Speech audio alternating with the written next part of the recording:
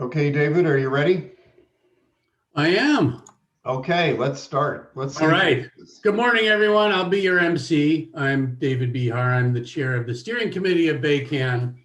Um, and it's great to see everybody here. This is such an awesome gathering of people doing this work all over the Bay Area. Um, and a lot has happened since our last regional meeting, of course. We've had an election, we've had an insurrection, we've had an inauguration, and we've had some vaccinations. The environment overall for the work we're doing, I think, is improved. Therefore, I'm not going to make any comments on COVID. You don't need to hear from me on that. But from a climate change perspective, good things are happening. We have an action-packed agenda to talk about a lot of those kinds of things, from science to planning to regional collaboration, et cetera. I'm not going to delay us getting into that very much, but I do want to announce we have two new members, and I want to introduce them if they're here, and if they're not, I'll introduce them in their absence. Farallon Strategies has joined BayCAN.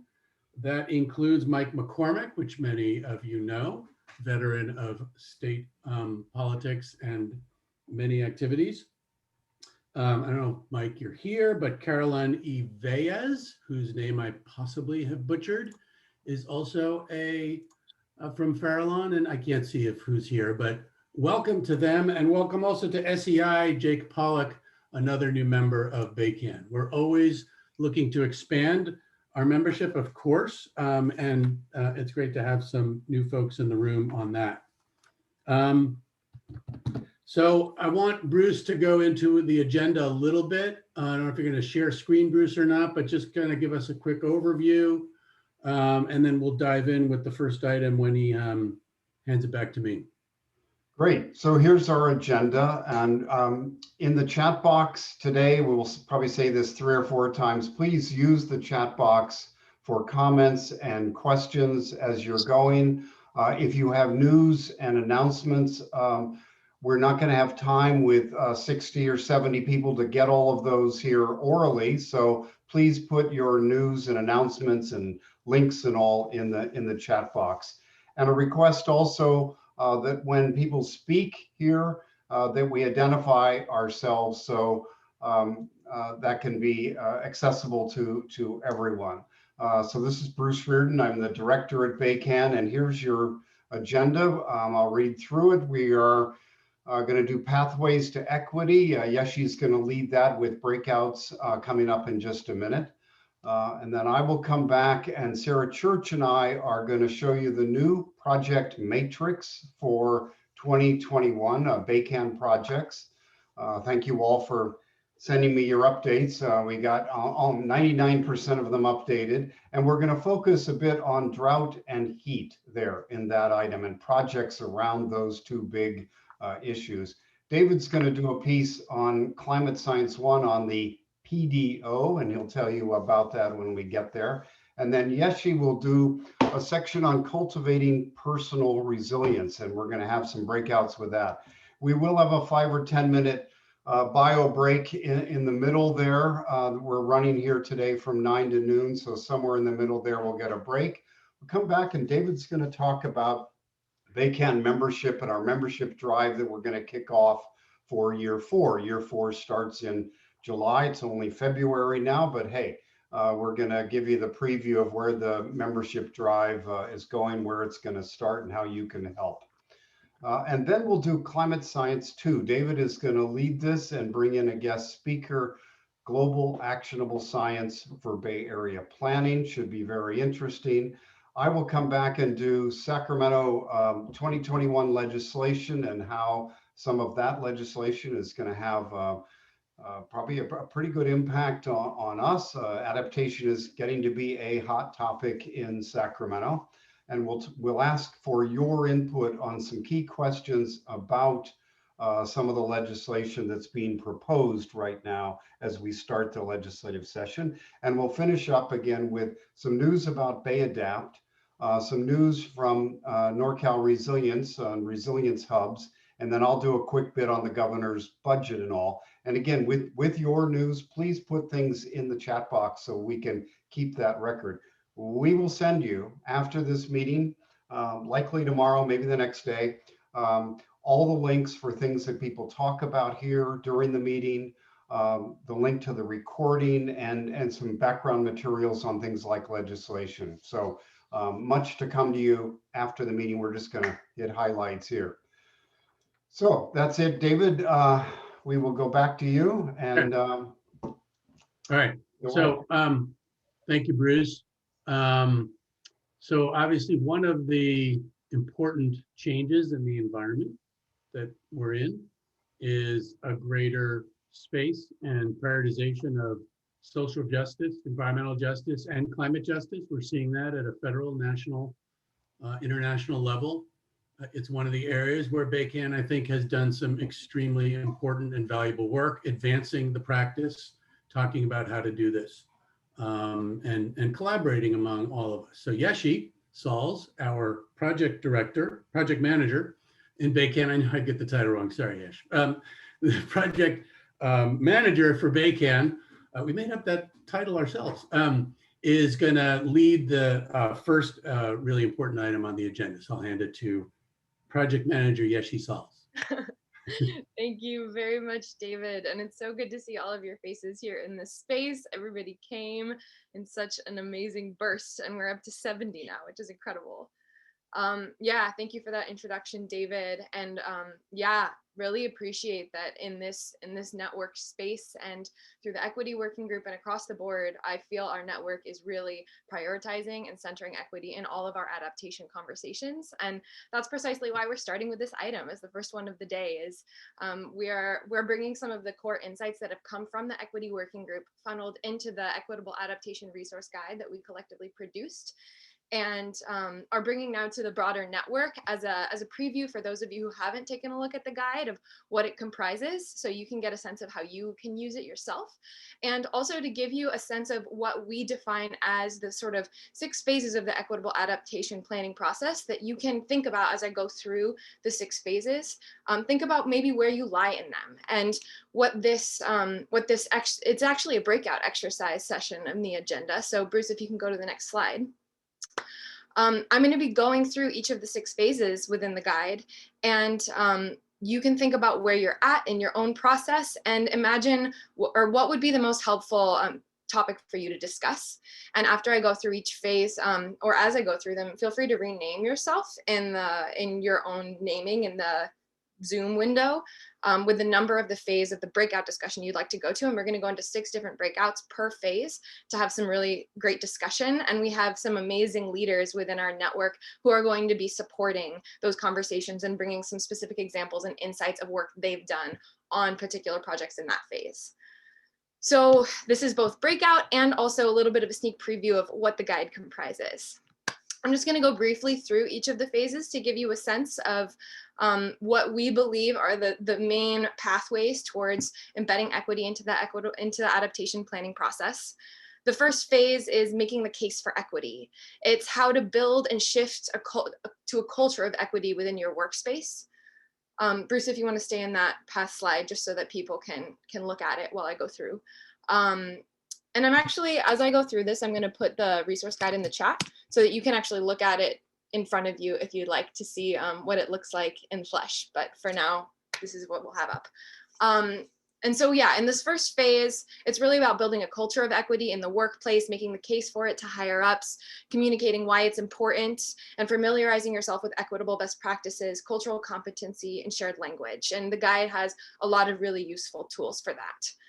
And in this breakout discussion, Hannah Duress is going to be supporting the conversation and sharing some of the really amazing insights and projects they've taken on within San Mateo County. The second phase of the equitable adaptation planning process is thinking about leadership and power shifting.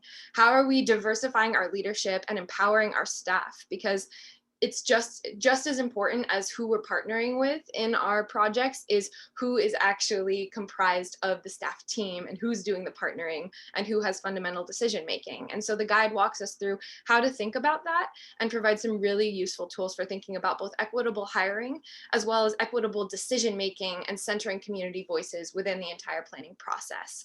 And so this part of the guide is also about thinking about centering community-driven planning as equitable best practice, and that community decision-making is the expertise that we're valuing, as well as engineering expertise, for example. And we're gonna hear from Phoenix Armenta, former co-lead of the Equity Working Group for this section, and some really amazing work that they've done at the West Oakland Environmental Indicators Project, and a really useful tool for this called the Partnering Agreement, in addition to whatever else they'd like to share. Phase 3 of the guide is funding equity, which we know is so incredibly important. It so much hinges on this aspect of the process. And the guide helps us think through not just how to fund equity, but how to fund equity equitably, and what the process by which we're actually submitting RFPs, who's submitting the RFPs, what's going into the scope of a proposal, who's distributing and allocating resources, and suggesting that as much as we can support community decision-making within the funding process as well. That's a more equitable process. And we're going to hear from Shalini Kannan from the State Coastal Conservancy in this breakout. And Shalini's been sitting on a committee at the Conservancy on funding equity, and will be offering insights from her time in the committee as well as any other project she's been working on. The 4th phase is vulnerability assessing and mapping, one I know that we're all very familiar with, but we pose that it's just as important to be incorporating social indicators within your vulnerability assessments and maps. And so there's many tools included in the guide on how to do that, also sector by sector. So sea level rise, social indicators, extreme heat, etc. And so use the guide for insight on what those tools are, and also excited to share that Jackie Mendowski from BCDC will be in that space to share some of the mapping and equity tools that they've been working on at BCDC. The 5th phase is plan drafting and identifying solutions, really the meat of a lot of our work. And the guide, and in general, we pose that when we're working on implementing and drafting adaptation plans, we have to think about how the solutions that we're identifying will result in equitable outcomes. And so the guide offers some of the ways to think about that and incorporate that into your plan.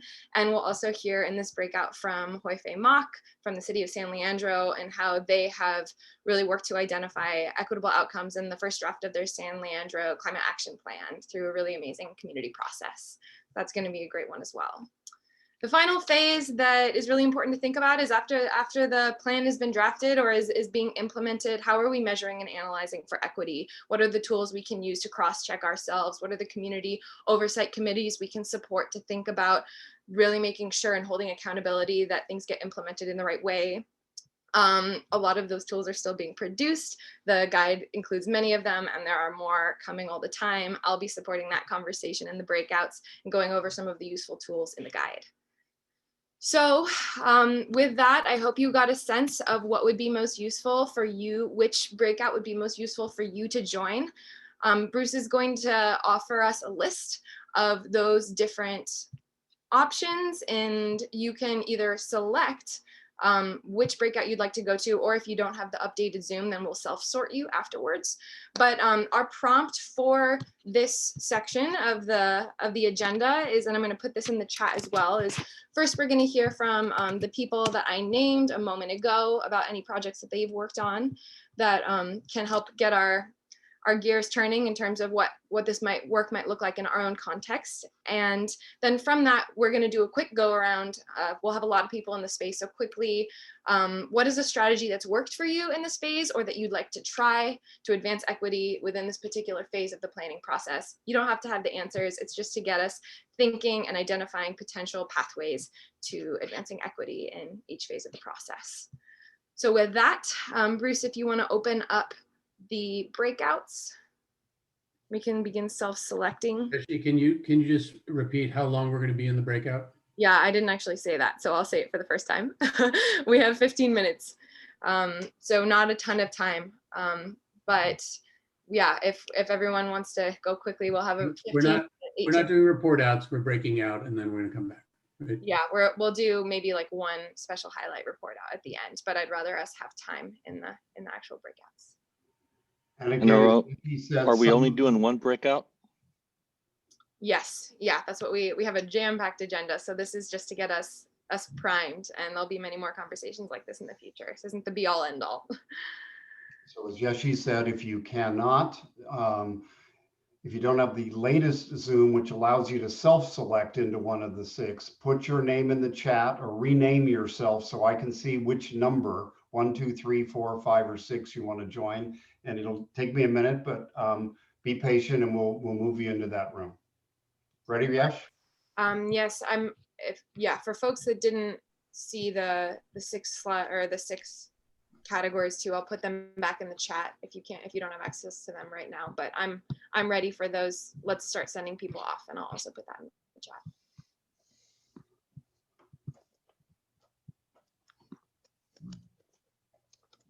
Everybody know how to do this? Any questions? Okay, I'm gonna go to mine then.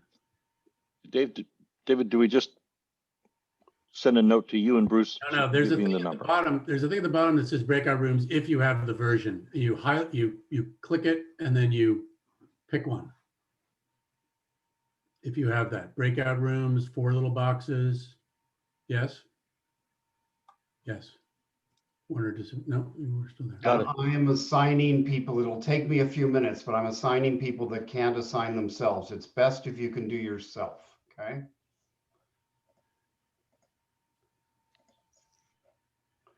If you rename yourself with the number, then I can do it. I can get you in the most quickly, okay? Come on. Huh. Why is that?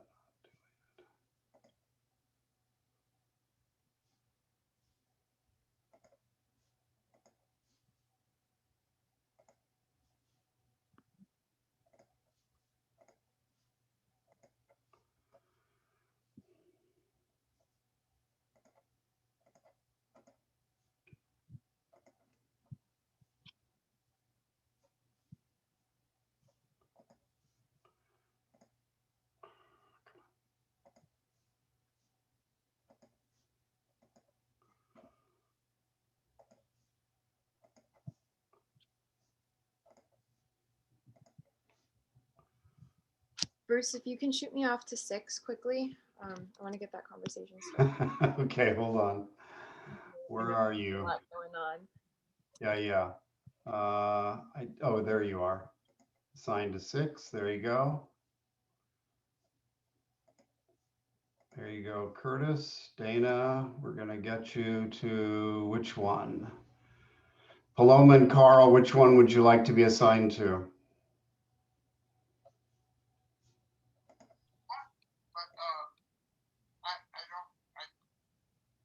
I'm looking for where the counties are meeting. Bruce, Hold are you on. able to hear? Were you able to hear Carl's question just now, Bruce? No. Hold on a second. My question is, where are the counties meeting? It's not by jurisdiction. It's by the type it's by the phase of the process that you're in. So making the case is 1, leadership is 2, funding is 3, vulnerability assessments is 4, plans and solution is 5, and measuring is 6. So I think we better make a case. I don't know what is that. Can we get? I guess we should get into that. I'll do making the case and we'll see how that works. Thank you, Bruce. Uh-huh.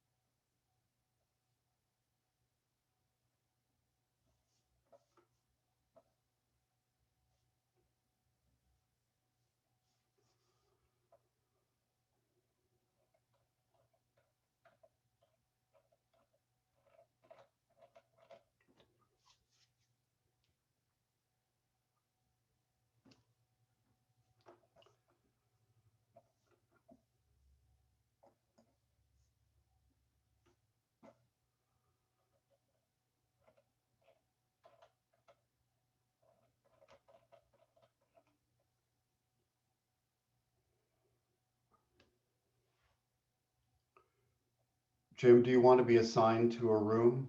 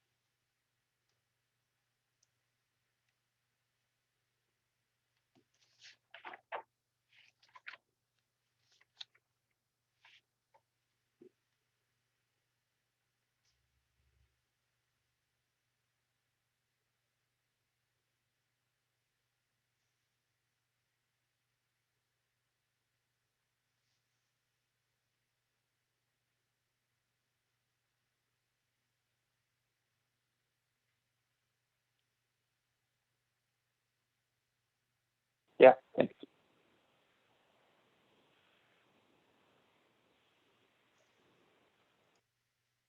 Welcome back. All right, everybody, welcome back. That was a quick breakout room discussion, I know, on our end in group 6.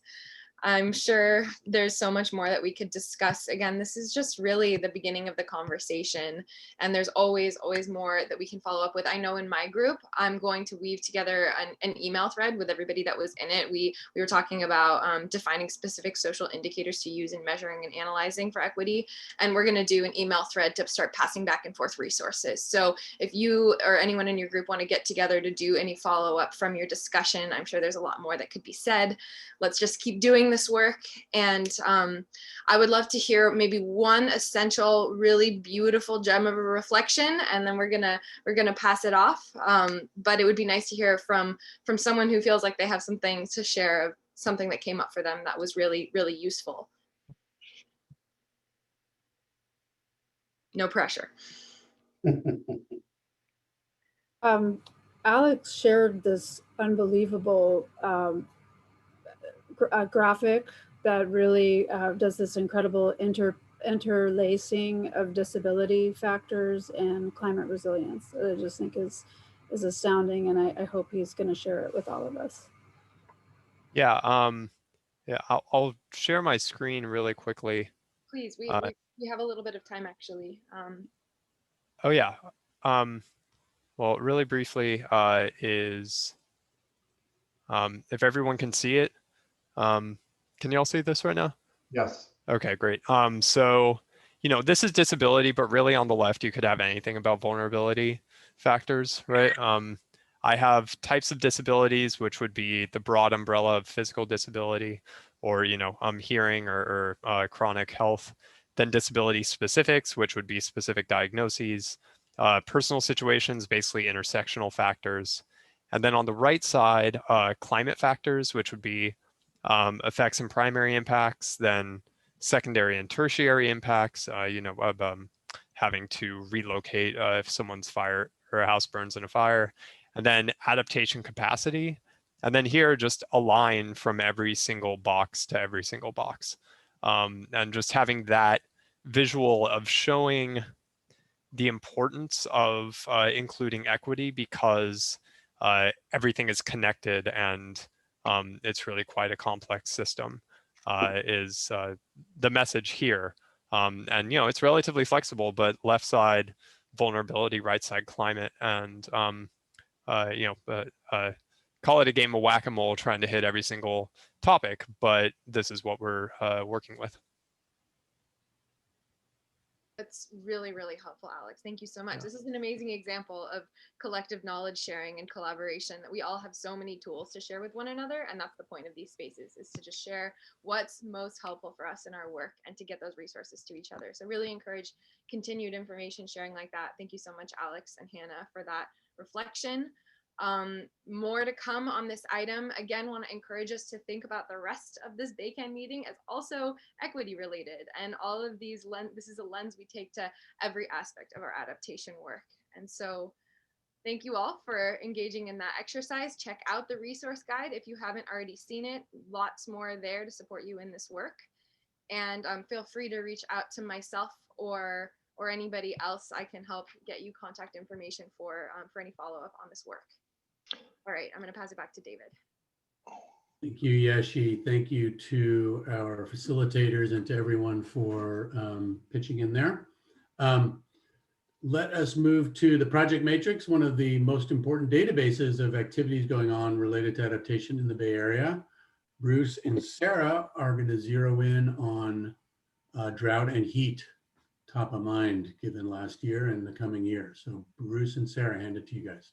Great, thanks, David.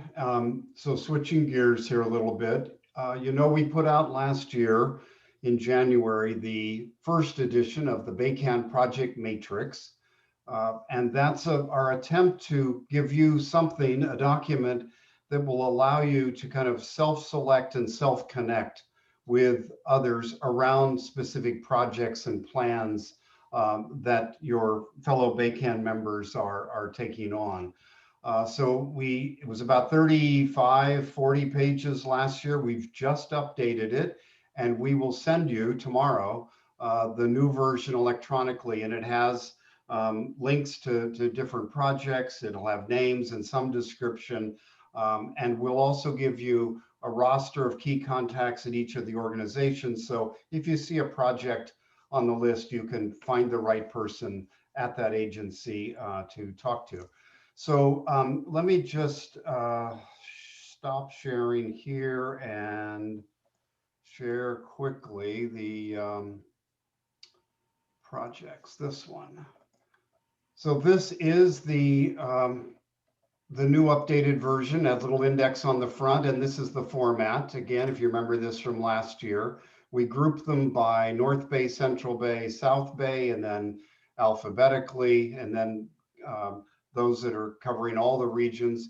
You'll see up over here that there's an attempt to categorize some of the projects and plans so you can quickly sort the database basically here, kind of a cheap and dirty database. But you'll see the whole approach. It's just who's doing it, what are they doing, and then usually a short description and a link to further information. That's what we're trying to do, is connect you with projects and connect you with people. So that will come to you tomorrow. And I want to thank everyone. I put out the call about 10 days ago, and we got almost everybody to respond in terms of updating. So thank you very much for, one, doing the work, and two, for telling us about it so that we can put it in this new 35-page BayCAN project. So we're going to focus, Sarah's going to take it now, and we're going to focus a little bit on heat and drought. You know that we had the record-setting heat last summer, August, September, and October in California and in the Bay Area. We set records for overall heat. That is likely again, and folks, that's the trend here. And drought, you know, while we had some pretty good rain in the last week, we're still way behind. I know that here in the East Bay, Oakland is at about a third of normal rain, and that's pretty typical for across the region. So drought preparation is kind of back on the front burner again. So Sarah is going to take it from here and look at a few projects that we have around heat and then about drought. Sarah? Great. Thanks so much, Bruce. And hello, everyone. I'm Sarah Church, Vice Chair of BayCAN Steering Committee and Sustainability Project Manager, Alameda County Sustainability. I'm going to go through some of these projects that were highlighted, and for heat and for drought, we'll have a sample project as well that we'll speak a bit more about. But as I share the projects, do please use the chat robustly if you feel the need. So if that's your project, pipe up with, that's my project, so that people can write you questions if they have, or just so we get to connect with one another. You know, there are a lot of limitations about working on Zoom and not in person, but there are new opportunities to actually talk across the room that we wouldn't have during presentations in real life. So we can take advantage of that. Great, so Bruce, this is the heat projects. Maybe I put the wrong one up. I think I put up, sorry, I put up the drought one. Let me put up the heat. That's fine. It said heat at the top. Shouldn't have been. Hold on a second. And no problem. yeah, let me just, let's try. So this is going to be, you know, just an example of how you can use this matrix. And we at Alameda County have been interested in a matrix like this for a while because it's so hard to know what other people are currently working on. So really appreciate that Bruce put this together and that all of you contributed projects. It looks like I put up two versions, two times the drought one. Sorry about that. That's fine. So let's just, I'll put up the regular one here in a minute. So just go ahead on heat. How's that? Sorry. Okay. So I can also share, okay. Would you like me to share my screen? I just have some. Go ahead. I sent it to you so you can have it. Oh, okay. I'll stop. Hold on a minute, folks. Yeah, just if you can put up either one, heat or drought. Okay. We'll start with whatever you got. And if you have a heat project that you're currently working on, you can throw that in the chat too. I may get to highlight it in these couple minutes. So here's the drought one, okay? Great. Okay, so we will, well, this looks like heat though. This is Santa Clara County. I know we have some folks from Santa Clara County on the line to talk. They're working on tree planting, and it's interesting to see there are a lot of tree projects in the BayCAN network.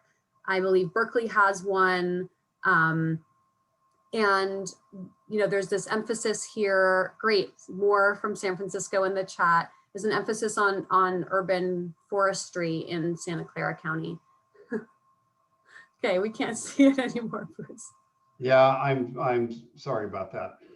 That's fine. You know, if you just wanna, I can go ahead actually and share my screen. I was gonna share an example from Alameda County, and we can just do that. And when we get to drought, we will get the chance to run through and show you how to use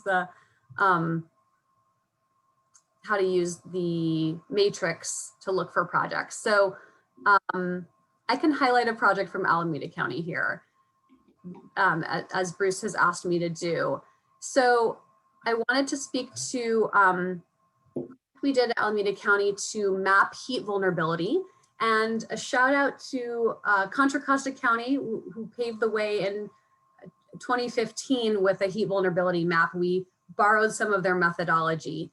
One of the reasons we wanted to do this is so we could really target our efforts. And I think this is aligned with some best practices around equity, target our efforts to the communities that could really benefit from whatever it is, tree planting or outreach efforts that are being done around heat, because we have a large county and we really want to focus our efforts where they're needed. So this map, I'm just going to click through. Can you see the map now? Yes. Okay, great. So this is the composite map on the first screen, and it shows, you can see some areas of the county are lit up red. Those are ones where there's higher heat vulnerability. And if you're asking yourself what we mean by higher heat vulnerability, it's a composite index of a number of different indicators. This was put together by 427. So there's an accounting for land surface temperature here. I'm clicking along in the sidebar. There's an analysis of tree canopy, right? So all of these were overlaid in the map. I'm sure a lot of you are doing these similar projects. We looked at demographics. We looked at things like how population density, housing burden. That's this graph. We looked at older adults, and this was important for us. Sorry about the zooming in and out, because populations, older people are physically more likely to be impacted health-wise by heat. But also we looked at, I think there's in here, older adult isolation as its own set of maps. For people who live alone, there is a lot of risk for heat, people who lack mobility or live alone. So that's just one quick example of a way that we mapped heat. And then from a project, actually, this was a second round of heat mapping. Oh, great, Emily's here. I should have passed it over to her. I thought she was going to we'll come to the meeting a little later. So Emily, do you have anything you'd like to add? No, you got it, Sarah. I'll put the link in the chat, so if folks couldn't see what you were showing, they can check on their own later. Great, and Emily can answer any questions you have about the heat mapping project. So from that project, or from a similar project we did a number of years ago, we used our heat map, we zoomed in on the communities that lit up red, and we realized that some of our unincorporated communities in our unincorporated county, Ashland and Cherryland area, were part of the heat vulnerable parts of our county. So we reached out to our planning department. As soon as we showed them the maps that show them that communities that they support were heat vulnerable, they wanted to work on it. So we organized a workshop, and they decided to go to the Coastal Conservancy and get a grant to work on tree planting and heat resilience education in our community. They worked with community ambassadors to develop a program that really worked. And this program, I know a number of you from that matrix, so you should look in the matrix. A lot of you are doing tree planting projects. This one focused on residential trees. So we reached out to individuals in low-income neighborhoods to offer trees that would provide shade, and we cited the trees so they would provide maximum shade to really reduce need for energy use with air conditioning, and also make sure that people were safer in the context of heat. So that was a Cooling Our Communities project from our Community Development Agency Planning Department. Just a little example of how, again, we've talking a lot about assessment to action. How can we take these maps that we're using and then turn them into projects in our communities? Little example there. And now I'd like to turn over to drought. Bruce, can we see the drought? Just a moment. Matrix. All right, let's give it a try. The way it was supposed to work before. Okay. Yeah, and again, if these are your projects, please do pipe up in the chat. All right, so you can see over on the right side, water. These projects are have an X in the water/drought box, and here we have a number of great projects to highlight. A lot of these are plans, so you see that you can look up plans that cover a number of areas. And if you keep scrolling here, so City of San Mateo has a clean water program that's addressing drought, water management, managing heavy flows. So there's number of water management issues. Can you scroll up a little bit, Bruce, here to the, we're going to talk about East Bay mud in a moment. So keep scrolling. We're going to talk about East Bay mud. Up or down? Down, please. Okay. All right. So Napa Valley's doing a drought contingency plan. If you scroll up just a tad here, and this is a task force. I know that the city of Napa is a convener as well. So for those of you from cities, you know, there are ways that you can partner with other public agencies to address drought, and there are examples here in our BayCAN network. All right, scroll down a little bit, Bruce. A shout out that, you know, some of the efforts around resilience hubs in addition to planning are addressing a lot of these issues. You see Palo Alto has a One Water plan. I think that's also, there are partners countywide, if I'm not mistaken, on One Water. So there are a lot of collaborations, I think, that can occur around water management. And Sonoma Water has a climate action plan themselves. So they are addressing their role in water management and as well as a number of other indicators.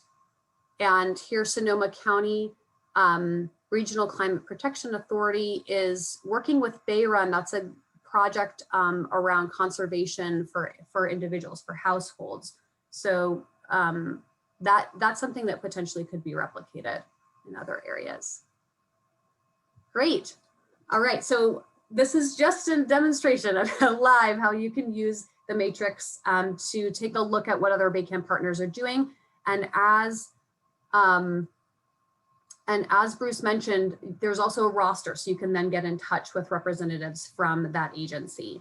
And to focus a bit on some of the drought measures that are being taken, I wanted to welcome East Bay Mud and Chandra Johansson, who can speak to a few of these projects. Sure. Thank you, Sarah. This is Chandra Johansson. I'm the manager of environmental compliance at East Bay Mud, and thanks for the opportunity to share. So there were two projects, Bruce, that you wanted me to touch on. So one of them was our water conservation strategic plan, and then we also have a brand new climate action plan that our board was just presented with last week and is now available on our website. So yes, and I will post a link in the chat. I think it's a great read. I really like it. It was an initiative that was led by Eileen White in the wastewater department. It's a lovely overview. But let me first talk about the water conservation strategic plan. I got a nice update from Alice Toohey, who everybody knows. She's our water conservation manager. And so she wanted me to share a couple of highlights with you. So the East Bay Mud Water Conservation Strategic Plan is the district's long-term planning document for development of our water conservation program.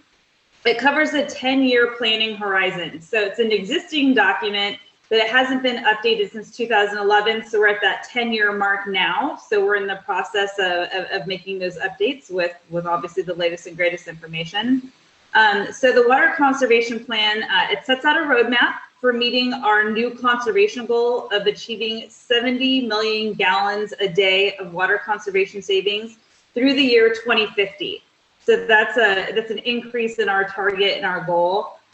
Some of the drivers in preparing include drought, complying with various regulations, including the statewide long-term conservation framework. And of course, we have to meet customer expectations. So one of the other things that Alice wanted me to convey is that in addition to all those important drivers, one important component of the 2021 update is going to include a focus on program equity as well and accessibility. So I haven't seen those sections yet, but that is going to be incorporated.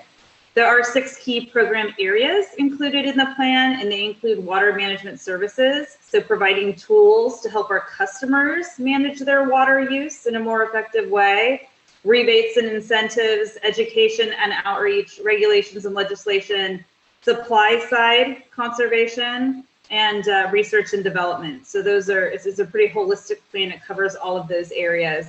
We're going to be providing an update on the plan development to our board this month, at the end of the month on the 23rd. And our goal is to finalize this plan and have it publicly available in spring. So once that's available, we'll send a link to Bruce, and Bruce can share it accordingly so that you have the updated plan. So that's it on the water conservation strategic plan piece. Did you want me to talk about the climate action plan now as well, Bruce, or is that a different section? And I No, mean, just, that kind just a of, couple go ahead. minutes on the climate action plan would be great. Thank you. Do it now, okay? Okay, all right, fantastic. So we have a lot of different documents publicly available that describe the different models, projections that we consider. We have a climate monitoring and response plan, and they're very thick, detailed, highly technical reports. And there was a desire to be able to publish something that could be more easily consumed by our customers and the general public, and that really lays out what our strategy is when it comes to climate action and our strategy for sustainability and resilience. So that was the plan that Bruce just held up. It's only 9 pages. It's very, very succinct, nice overview. It lays out kind of what the core issues are. It lays out what the climate change projections that we're using in our modeling. It lays out at a high level impacts and vulnerabilities that we're considering as it relates to both water and wastewater services. It describes some of the mitigation measures that we have actively in place now, and also lays out the path and framework for our adaptation strategies. And those are laid out in a way that is it's parallel with our general strategic plan and hits on some very core elements, including water supply, water quality, environmental protection, and a few other elements, long-term infrastructure, how we're going to manage all of these things. And so it's a nice, easy read. I would definitely encourage folks to go take a look. Like I said, I'm going to go ahead and post a link in the chat. But this is something that we just, that our wastewater department just put together, led by Eileen White.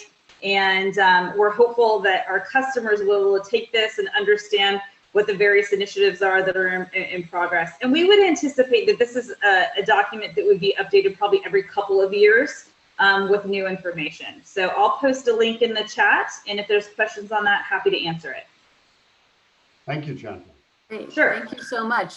Yeah, and I just want to, you can close up this item, but you know, a plug for working on the, looking at the matrix and informing your own projects with what others are doing in the network. And there's also a ton of robust conversation in the chat. We heard from Berkeley, we heard from Nature Conservancy offering resources and information on some heat projects. So take a look and keep connecting with one another. I'll pass it back.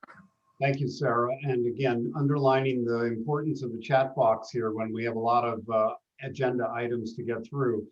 Use the chat box. We will clean that up and send that to you in the follow-up email in a day or two here. And we will send you the beautiful new BayCAN project matrix, so you get it as well. So thank you, and thank you to all of you again for sending in your information and making the matrix what it is. Thanks, Sarah, and I'll stop sharing, David, and you have the next item.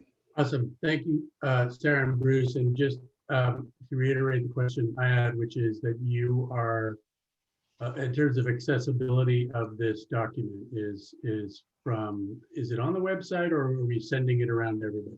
We're going to send it to everybody and then put it on the website. A plug for the website. Yeshi's been spending a good deal more time now updating and improving the website. So but we will send you this one so you'll have it in your hand and it'll be on the website. Fabulous. Thank you. Okay, so this item's mine. We're serving a climate science meal today. We have one appetizer and one entree. This is the appetizer. One of the differences, one of the distinguishing features of these two presentations are that they're really observation-based more than they are climate projection-based. We talk a lot about projections in our work, and of course that is really important, talks about the future. Both of these presentations, what I'm doing really quickly here for about 10 minutes, which reminds me I need to start my timer, and Zeke's presentation after the bio break will be really focused first and foremost on what we've learned, what we're learning from observations. So if you've ever been busted for speeding in your automobile, the officer who ticketed you was using a radar gun to do that. We now have radar guns pointed at the ocean. The fancy word for them is satellite altimetry. And the satellite altimetry era began in 1993 when this data began to be collected. A new paper, the work leading to, I've been tracking through relationships I have with some of these authors, just came out that is kind of summarizing one thing that we've learned from the satellite altimetry era. And Ben Hamlington is the scientist at the Jet Propulsion Laboratory, used to be at Old Dominion, who I've been talking to about this stuff for a little while, and he just put out this paper and has been extremely patient in explaining it to me about the seesaw sea level signature that really relates to the Pacific Decadal Oscillation, PDO, which is a phenomenon that some of us may have heard about and has been playing out for, well, as long as we've had a Pacific Ocean. So Ben worked with me on understand all this, and I'm going to present it. I want to get this out of the way here. Okay, so this is the seesaw here. Just to look at the scale at the bottom, brown means sea level is rising, and blue means sea level is falling. And what you see is that in the Western tropical Pacific, hopefully you can see my cursor as well as these kind of circles here. In the first half of the satellite altimetry era, 1993 to 2005, sea levels in the Western tropical Pacific were rising fairly significantly, 9, 10, 7 millimeters a year. Again, this is in millimeters, 10 millimeters in a centimeter, 2.5 centimeters or so in an inch. So it's a small amount, but the global average is actually 3 or 4 millimeters a year. So what you see here is Western tropical Pacific sea levels rising at 2 to 3 times the global rate. Western US, Eastern Pacific, mostly is blue and white, which means that during this era, sea level was actually falling, which is not something that I think a lot of us were completely aware of. And in fact, the period of sea level fall on the west coast of the United States went from 1993 to 2010. What Ben did was just divide the altimetry era into halves. But if you really look at the period during which sea level was falling in the western United States, it goes from 1993 to 2010. Then, as the word oscillation implies, whoops, sorry, that was a slow response. I gotta go back.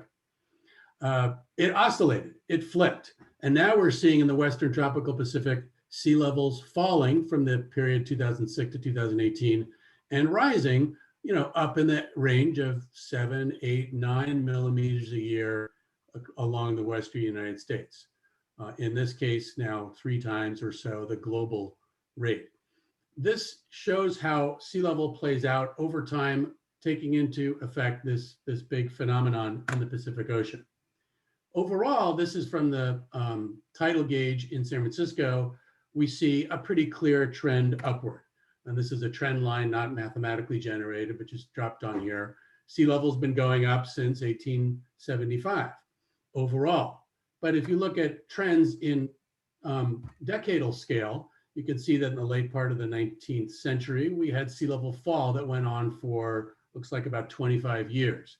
And then what you see in about a 25-year period ending in the mid-aughts is sea level relatively flat. There were times when it was falling, but times overall, that the trend actually is just shows that sea level was not rising during this period overall. This summary of the altimetry era data for both the Western tropical Pacific, which is the orange line, and the US West Coast, which is the blue line, when compared to the global mean, which is the black line right through the middle here, shows this phenomenon exactly. Got the Western tropical Pacific looking at up to 2 centimeters a year. This is a 10-year running average. So at any given point, it's 5 years to the left, 5 years to the right. 2 centimeters a year in the Western tropical Pacific, while at the same time, we were seeing sea level rise or sea level fall in the Western US. So just a couple of examples. Western US, here's when we're at a higher end. So from 2008 to 2017, centered on 2012, we were averaging about 10 millimeters or 1 centimeter. It's a little bit more than 1/3 of an inch a year. And then in this 10-year period down here, where we're looking at sea level fall. This is from the satellite altimetry era.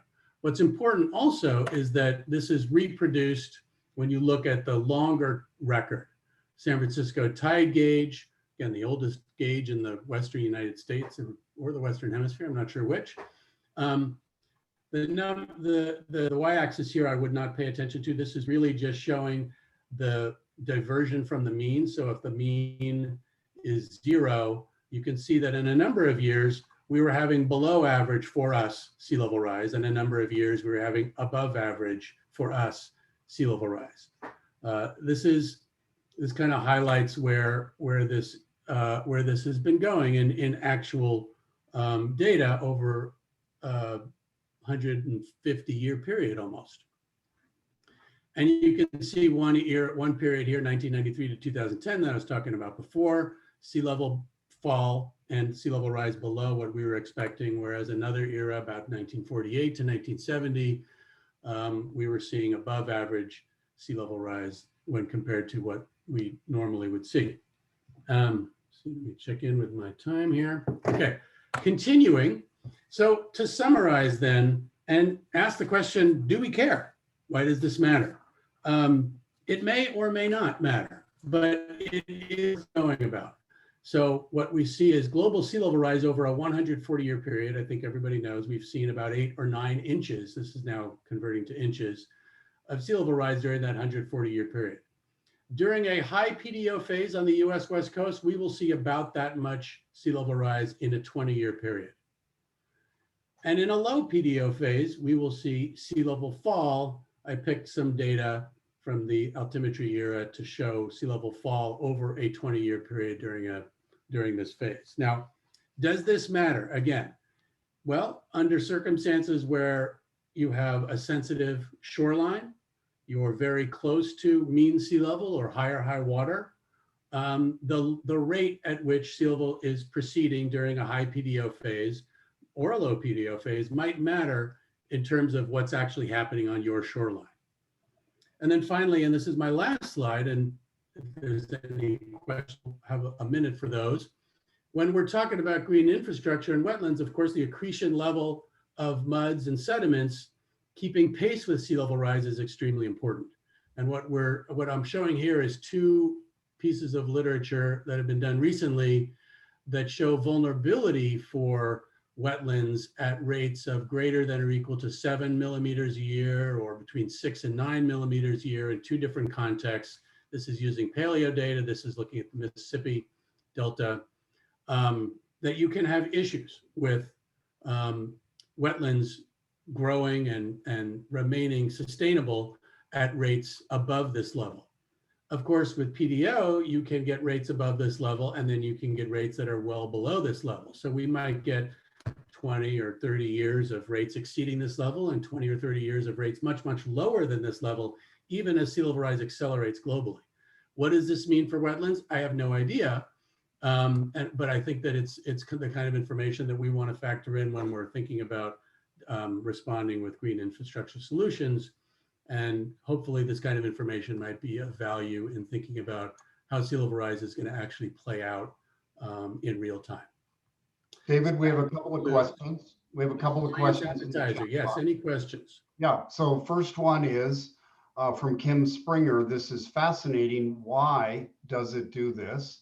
And secondly, Julia Wilson, is it foreseeable that climate change may exacerbate the PDO in the future? 2 really great questions. I'm not the good person to explain why. It has to do with winds and currents, and it's a non-climate phenomenon, the PDO. It's been observed, and it just flips every few decades, and you look at our historical record, it bears that out. There's good literature to read on that we can refer folks to. And then the really good question is, will PDO be sustained as climate changes? And that's a question that I think they don't have an answer for yet. What phenomenon are driving PDO? What how are those phenomena changing potentially to make PDO go away or stop? We actually don't know that. It's a really important question. And right now, I don't think the assumption is that it will change or that the oscillation will go away. But that's worth exploring further with looking at climate processes, I think. Any other questions before I cut off my item? Okay, thank you all. Let's Hey, move. David, Yeah, Warren. you've done a great, this is Warner Chabot. You've done a great deep dive on this and you have a tremendous amount of expertise on it. I, who do not have that amount of expertise, found this presentation to be fascinating but frustrating because there seemed to be a lot of conflicting data. I recognize that there are oscillations, but putting sort of the oscillations aside, it does seem that that one trend line that you showed shows a rather still continuing steep increase. Is there any conclusions that you draw or information that you think conclusions we should draw about this as to the likely rate of sea level rise that we might expect in San Francisco Bay over the next 75 years? That seems to be what we are all dealing with. Yeah, no, well, that's a really good question. And I had that in my notes earlier. I didn't do it. We would expect to see a centimeter or year, and we're in a centimeter or a year or so, plus or minus rate right now. And that's the kind of thing that leads to 8.5 inches over a 20-year period, which doesn't seem like a lot, but for some places might be. After that, we would expect to see sea level fall or relatively flat sea level based on historic conditions. And then on top of that, you have to graft where, the phenomena that are causing sea level rise, primarily thermal expansion of the ocean from just air temperature warming and water warming on the one hand, and ice melt from Antarctica and Greenland and other places on the other, to take those numbers and continue to bring them up. It's not that it's not that the argument is that the trend that you saw on the tide gauge record back to 1875 is going to change, but that it's going to oscillate. And there will be 20 or 30-year periods, or maybe 15 or 25-year periods during which we will have below average sea level change, and periods when we will have above average sea level change, just to speak generally. And again, the question is, does that matter? And in that, for that question, context is what's important. Are you very close to the edge in terms of your shoreline? Are you seeking to do wetlands development? The question is asked in the chat by Bob. What does this mean? And I think that's not a question that I have any capacity to answer. I just think it's something worth thinking through, given where the science is. We know that accretion is a big issue for wetlands development, and honestly, the PDO provides opportunities and potentially dangers as well to long-term marsh sustainability. And this is an important issue in the Bay Area, of course. And so, I think folks are probably considering this already and probably need to. David, if I could just add, this is Bruce. This is a great example, folks, of how climate change rarely works by itself on any system, and whether that's other physical processes like the PDO, which is not a climate phenomenon, or it's socioeconomic issues, or it's governance issues, or all that. Climate change, when you get to wildfires, as we know, climate change or the impacts of wildfires have to do with climate change. They have to do with land use. They have to do with all sorts of issues.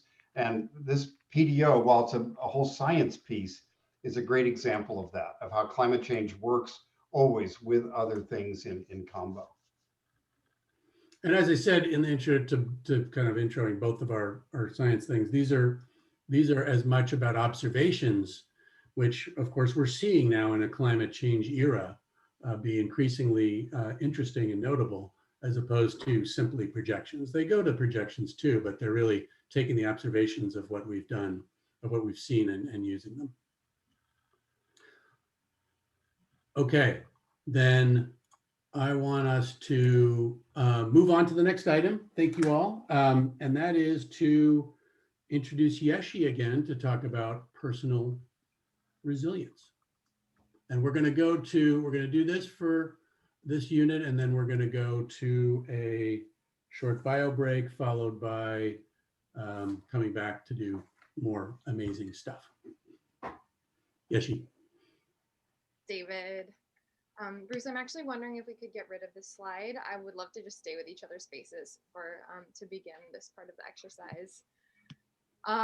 Okay, so I just want to take a human moment to ground us in some of the information we just learned.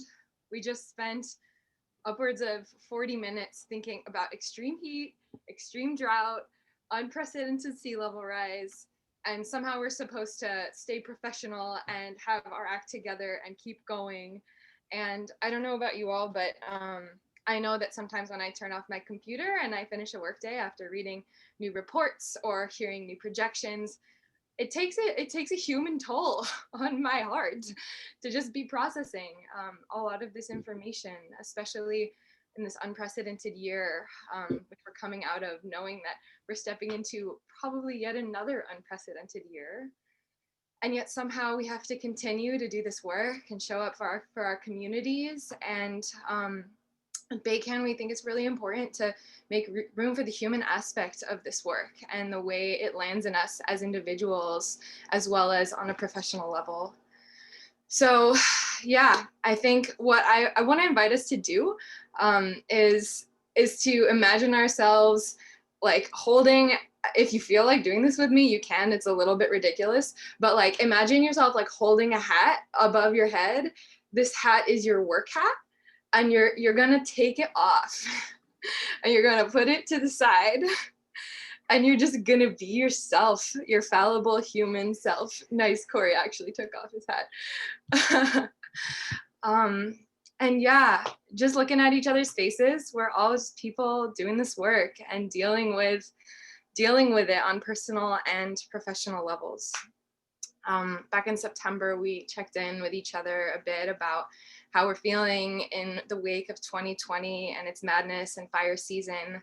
We continue to be in a wild time and want to just take some time to be with each other and to just reflect on how all of this information lands with us. I myself am trained in a modality called the work that reconnects, which is a modality that facilitates people like us in accessing and opening up to the world of emotion and reaction, all that's happening in the world and in this work, and helping us build our capacity to both feel it and also respond with a deepened capacity and momentum for action. And so I'm gonna offer a short, brief exercise in this time. We're gonna go into breakouts as a way to practice this, just a way to reflect on what's coming up for us in a really quick way, drawn from the work that reconnects, whose root teacher is Joanna Macy, who some of you may be familiar with. And we're gonna take just 15 minutes to go into breakouts and to take some time with each other to practice this exercise, to express what's coming up for us. Bruce, if you can put back up the slide. What we're going to be doing, there's instructions on the slide, is we're going to be practicing an exercise called open sentences, in which so first we're going to go into breakouts and we're just gonna introduce ourselves. Let's stay with our hats off. They're to the side. We are ourselves.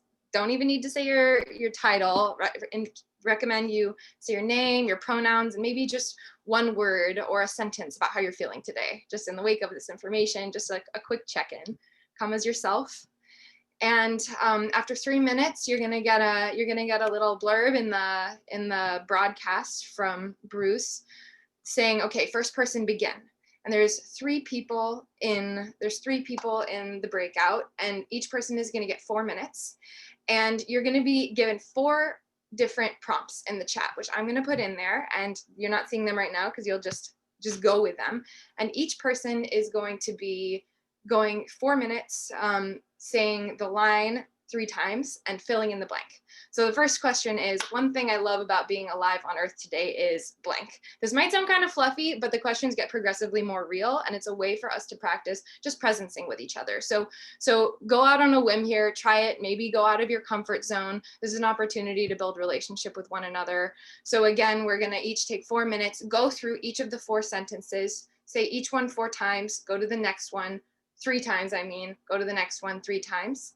And at the end of the 4, switch to the next person. Bruce will prompt you to move to each person, but just switch once you've finished. And if you have extra time, I'll give you a couple prompts that you can all discuss and reflect in the chat. So I'm gonna go ahead and put those prompts in the chat right now. And Bruce, if you can just randomly break us out into groups of 3. And this is self-facilitated. So, so you all are in charge of keeping the ball rolling, and we'll be back in 15 minutes. Good, 15 minutes. And I've already set up the rooms, so there are 3 in every room. There might be a couple where there are only 2 because we had an odd number of people to divide by 3. If you have 2, you get a little more time. So I'm going to open the rooms right now, and we'll give you the prompts to switch people, as Yeshi said.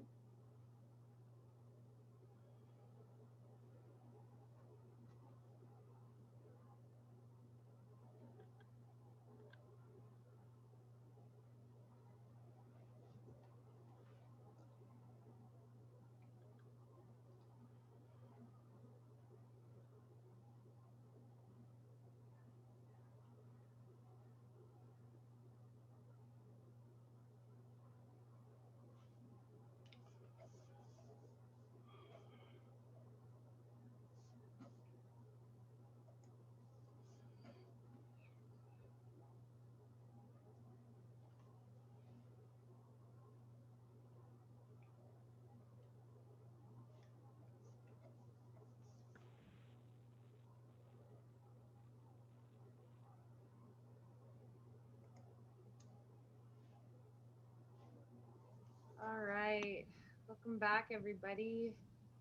Recommend we go on a gallery view to see our faces after coming back. Oh, I see Emily Sadiq has a little heart. I hope that exercise was helpful for folks to just drop into what's ever going on. There's a lot there. I know we had a really sweet breakout in my session. We have time for maybe one or two reflections of just anything coming up for us. How was that exercise for you? How did it feel to take off your hat and to show up as you are in your responses? Anyone feels to share? Kind of emotional. You want to say anything else, David? Absolutely not. No, I mean, it's just, those are big questions. And yeah, you're thinking about your children, you're thinking about the future. And we had a great mixture of hope and despair. So not despair, that's too strong, but you know. It's real. I think they were great questions, and it felt wonderful to connect to the people in my group. And we had a mix of anger and sadness in terms of what's happening to the earth today. And then a lot of optimism and possibility. So. It was, for me, the first time I ever admitted that I was angry. Wow. Okay. I would just offer that I don't think despair is too strong a word. And unless we get down into our guts on this, our bellies, we're not really gonna get at the root of the problem. I think we felt free-floating anxiety more than everything. The uncertainty of where we are and where we're going, very difficult to deal with. I think in our group, first of all, I really appreciate having a breakout group like this, just to connect with other people, that when it's not about information, but it's like more of a heart-based interpersonal connection. It's really nice. I think we get enough of the information flow in megabytes, terabytes every single day. So it's nice to have a time to connect with humans. What I noticed in our group is that in the midst of all the chaos, we also had so much gratitude. That word was used a lot for the kind of work we get to do, where we all get to live. So that is nice too. Oh. Everyone so much for these beautiful reflections and for being honest and opening your hearts, and for being brave enough to share into the collective space too. I think the more that we step into that brave part of ourselves, the more we give permission to one another to do that and to show up with our whole selves in these meetings. And to me, it makes it more sustaining. I have more energy for the work when we go to that place, because then I'm not like stuffing it to the side and saying, okay, there's all my despair, here I am in this work meeting, but there's actually room for it to breathe and transform. And so while we don't have a ton of time left for this item, I just want to share really quickly my screen and show you this graphic, which is just a really fun embodied representation of actually the journey and the wisdom of those questions that I asked were very specifically asked and in a very specific order that is guided by the wisdom of Joanna Macy and the work that reconnects as a way to help us find depth and not go straight to the despair, but actually, as we're seeing in the bottom right corner, to start from our gratitude and to start from that place of, what do I love about being alive in the world? Why do I care at all about what's happening? Because I love this world, or I love the sunshine coming through, or my grandchildren. And from that place, we usually have a little bit more room to name what's hard, because we care enough about the world to name what's happening to it. And that's the honoring our pain piece and saying what we feel as we're seeing what's happening to the world. And then there's the next phase of the journey, which is seeing with new eyes, or thinking about how we're connected to that larger story, how what we're doing in the world is actually connected to creating a world for our grandchildren to live in. And that's a part of the larger arc of change happening before us. And that when we tap into that entire arc, from gratitude to pain to remembering how we're connected to the world, we have more room to act. And from that strength and from that place of embodiment, where we're not pushing our pain to the side, but there's room for all of it. And it's a part of the work we do. And that's the going forth. That was that last question about why we're doing the work, and that we have the potential to step into building the world we want to see when we root in the whole spectrum of things. So I just wanted to share that as just a morsel of wisdom, and I'll follow up with more resources, personal resilience resources, and workshops and things like that that are accessible to you all, and from the work that reconnects and other modalities. And we'll keep doing this as a part of BayCAN's work, and in regional meetings, or maybe even a follow-up workshop if that's of interest to people. And I just really encourage you to put in the chat what's coming up for you, and just keeping that personal thread going through these meetings and in the relationships we're building.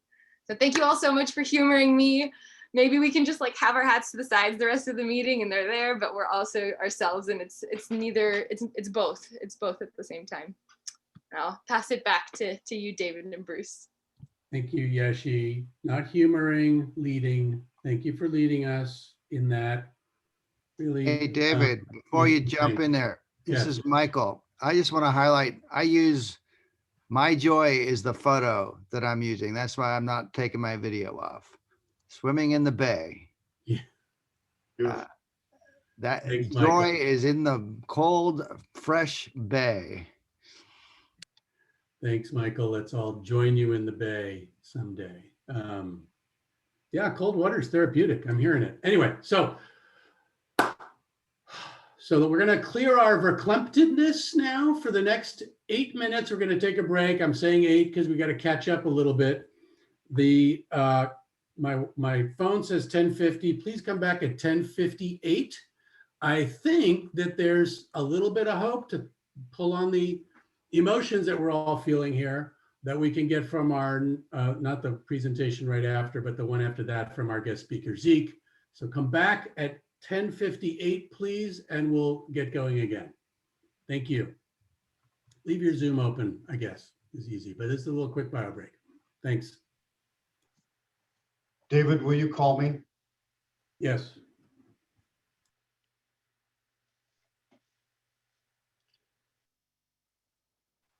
Well, you know, I got frustrated in the first.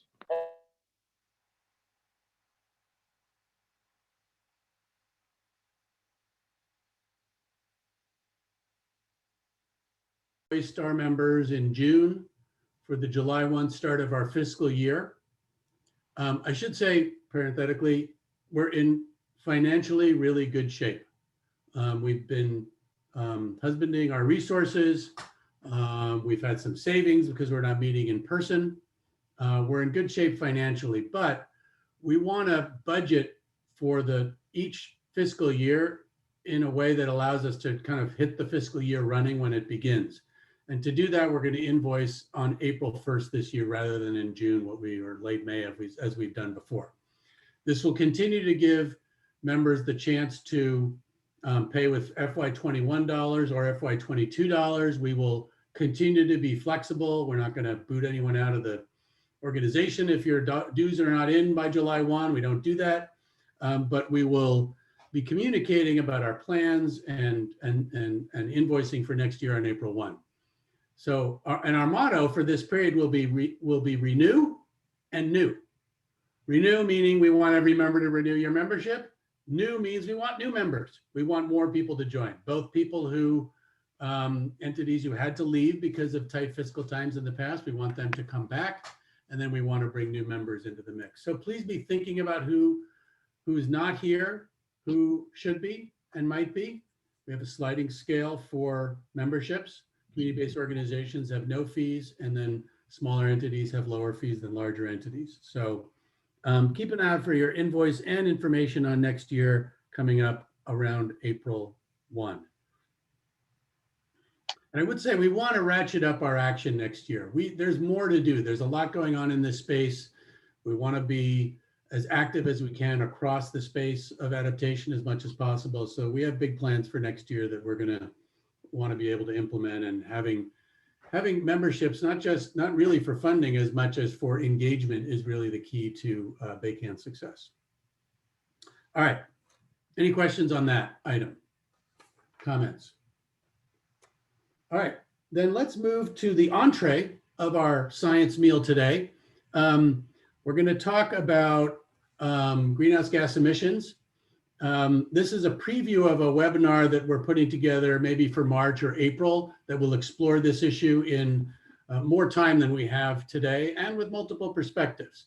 But, you know, we know that, and I have long said that adaptation is upon us and we need to take action on adaptation today, but that what's more important or most important and most time sensitive is mitigation, reducing greenhouse gas emissions. And, you know, the question we have is, how are we doing? How is the planet doing? You know, Trump got all the pub. Withdrawal from the Paris Climate Accords got all the pub. But what's really happening globally on greenhouse gas emissions? And that's extremely important because we know how sensitive our climate is to GHG concentrations in the atmosphere, particularly at the end of the century. So I've asked Zeke Hausfather from the Breakthrough Institute to talk to us today. He's going to share his screen. Zeke, you can call it up anytime as I'm introducing you. Zeke is a climate scientist and energy systems analyst. His research focuses on observational temperature records, climate models, and mitigation technologies. He spent 10 years working as a data scientist and entrepreneur in the clean tech sector in a number of different forms. And he's worked as well as a research scientist with Berkeley Earth, a senior climate analyst at Project Drawdown, and as the US analyst for Carbon Brief. He has master's degrees in environmental science from Yale University and a Dutch university whose name I still can't pronounce, and a PhD in climate science from the University of California at Berkeley. Zeke is going to talk for about 15 minutes, and that'll leave us with about 10 minutes for Q&A and lots of opportunity to follow up in the future as well. Zeke, thank you for being here. Take it away. Thank you for having me. So I'm going to talk briefly today, and you know, as David mentioned, I'm happy to do follow-ups with folks afterwards about where we are on track for today, how that's changed over the last decade, and sort of how we can best use these various emission scenarios to govern our thinking around adaptation going forward. And so there we go. So I want to start by looking quickly at where we are today. These are two graphs that are put together by my colleague at Cicero in Norway, Glenn Peters. And the one on the left looks at our total CO2 emissions in black compared to various past scenarios, reaching back to the early 1990s with the IS-92 scenarios, the old SRAS A1, A2 scenarios, and then the ones that most folks are more familiar with, the more recent RCP scenarios. The figure on the right shows the same graph, but for total fossil fuel emissions, not overall CO2 emissions. The difference between the two is primarily land use. And so there is a lot of focus on how CO2 emissions are currently tracking the RCP 8.5 scenario. This was a statement made in the last National Climate Assessment. And what's interesting there is there's a bit of nuance. If you look at just fossil fuel emissions, which are the bulk of our CO2 emissions, they are tracking closer to RCP 4.5 or RCP 6 today, while overall emissions are tracking closer to RCP 8.5. The reason for that is because the RCPs tended to underestimate land use emissions relative to what's happened in the real world, but at least RCP 8.5 overestimated CO2 emissions from fossil fuels. Now, the challenge going forward, of course, is interpreting this. Like it's hard to say just based on a decade or so of overlap whether or not emissions will be at today's levels, twice today's levels, or 3 times today's levels, as in the 8.5 scenario by the end of the century. And so I'd want to emphasize to people that we should avoid reading too much into what scenarios things seem to be on track for today in the historical data. But I'd also mention that the bulk of our future emissions, about 90% of future emissions, are likely to come from fossil fuels and not from land use across all these scenarios. In fact, all of the RCPs actually expect land use emissions to decline in the future through 2100. That might not be correct, but there's only so much that land use emissions can grow relative to fossil fuels. So what's likely going forward? This is a figure that Glenn Peters and I published in Nature last year, where we essentially looked at the short-term projections from the International Energy Agency, which is a very well-respected but historically very conservative international group that provides projections through 2040 as to the evolution of the global energy system. And their projections are shown both in red and orange for current policies, so policies that are in place in law by governments today, and pledged policies or stated policies, which are policies like Paris Agreement commitments that have been made but are not necessarily yet reflected in legislation or binding legislation. And what's interesting to note is that the IEA expects future emissions to remain relatively flat, to either modestly increase in a current policy scenario or essentially plateau in a pledged policy scenario, which ends up being, somewhere between sort of a RCP 6.0 and an RCP 4.5 emissions trajectory. It is very different, however, from the RCP 8.5 emissions trajectory, which is the top line in this graph. Which shows global emissions increasing, incredibly quickly into the future. And the main reason for this difference is because RCP 8.5 envisions a 21st century that's dominated by coal. Coal use increases 600% above today's levels by the end of the century on RCP 8.5 and its successor SSP 5.8.5. And when RCP 8.5 was first created, which was in the the mid 2000s, mid to late 2000s, that didn't seem like that crazy an assumption, right? China was building a coal plant every 2 days. Global coal use had expanded incredibly quickly in the 2000s. But flash forward a decade and the world has changed a lot. Global coal use peaked back in 2013 and is going into decline. We've succeeded in making clean energy cheap. And so we're no longer in a business as usual world. We're in a world with climate policy. We're in a world where solar is the cheapest form of energy in many parts of the world. And increasingly, the energy modeling groups that do up-to-date models that are published every year, like the IEA, reflect this. There's other projections by BP, by Bloomberg New Energy Finance, by various other groups, and they all have similar sort of plateaus in emissions under current policies. That's not to say that's a good outcome, right? A plateauing of emissions or a slight increase in emissions is still going to lead to a world of 3 degrees or more, or around 3 degrees warming, best estimate by the end of the century, which is really not where we want to go. But at the same time, some of these truly catastrophic futures of 5C plus warming seem a lot less likely today than they were a decade ago. So here's a quick example looking at the different RCPs with dashed lines, as well as those 2 IEA scenarios that I mentioned earlier, the current policies and the stated policies.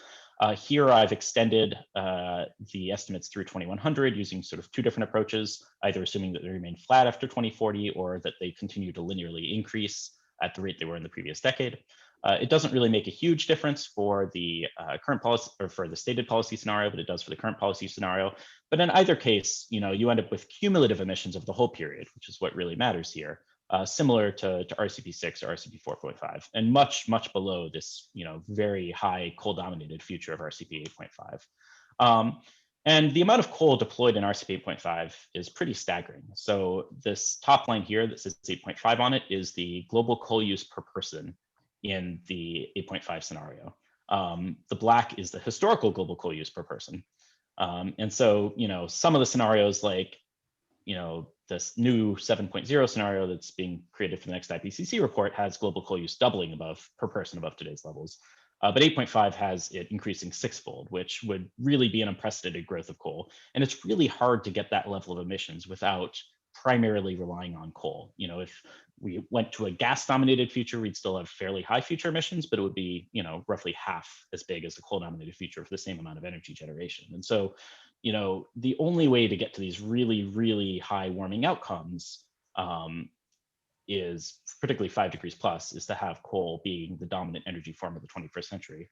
But that seems to not be a likely case today. As I mentioned, global coal use peaked back in 2013. The most recent IEA World Energy Outlook argued that global coal is going to go in structural decline and never get back to 2013 levels in the future. So this chart shows the IEA forecasts for every year from 2013 through 2020 in terms of what they thought global coal use would do. And the black line is actual global coal use. And so, we went from a situation in the early 2010s where we thought global coal use would continue to increase, maybe not quite at the rate it did over the 2000s, but certainly continue to increase. Whereas today, it's been declining and we expect it to continue to decline into the future. And I personally would expect future updates to this model to be more bearish on coal, as that seems to be the trend every year. And the reason why we've moved away from a coal-dominated 21st century is simply this: clean energy has become cheap. Today, solar is the cheapest form of new energy in many parts of the world, and wind is, consistently cheaper than coal in many parts of the world. Battery technology prices have fallen dramatically, which has enabled, the deployment of more renewables on the grid and helped deal with intermittency issues, particularly going forward.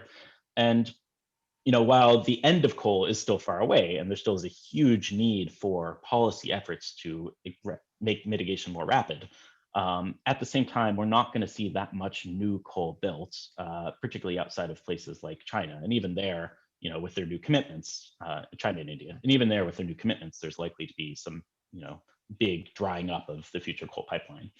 And so if we look at what all of this sort of future emissions modeling implies for future warming, this chart shows both the best estimate with the black dot and the range of estimates across all the different climate models for each of the RCPs.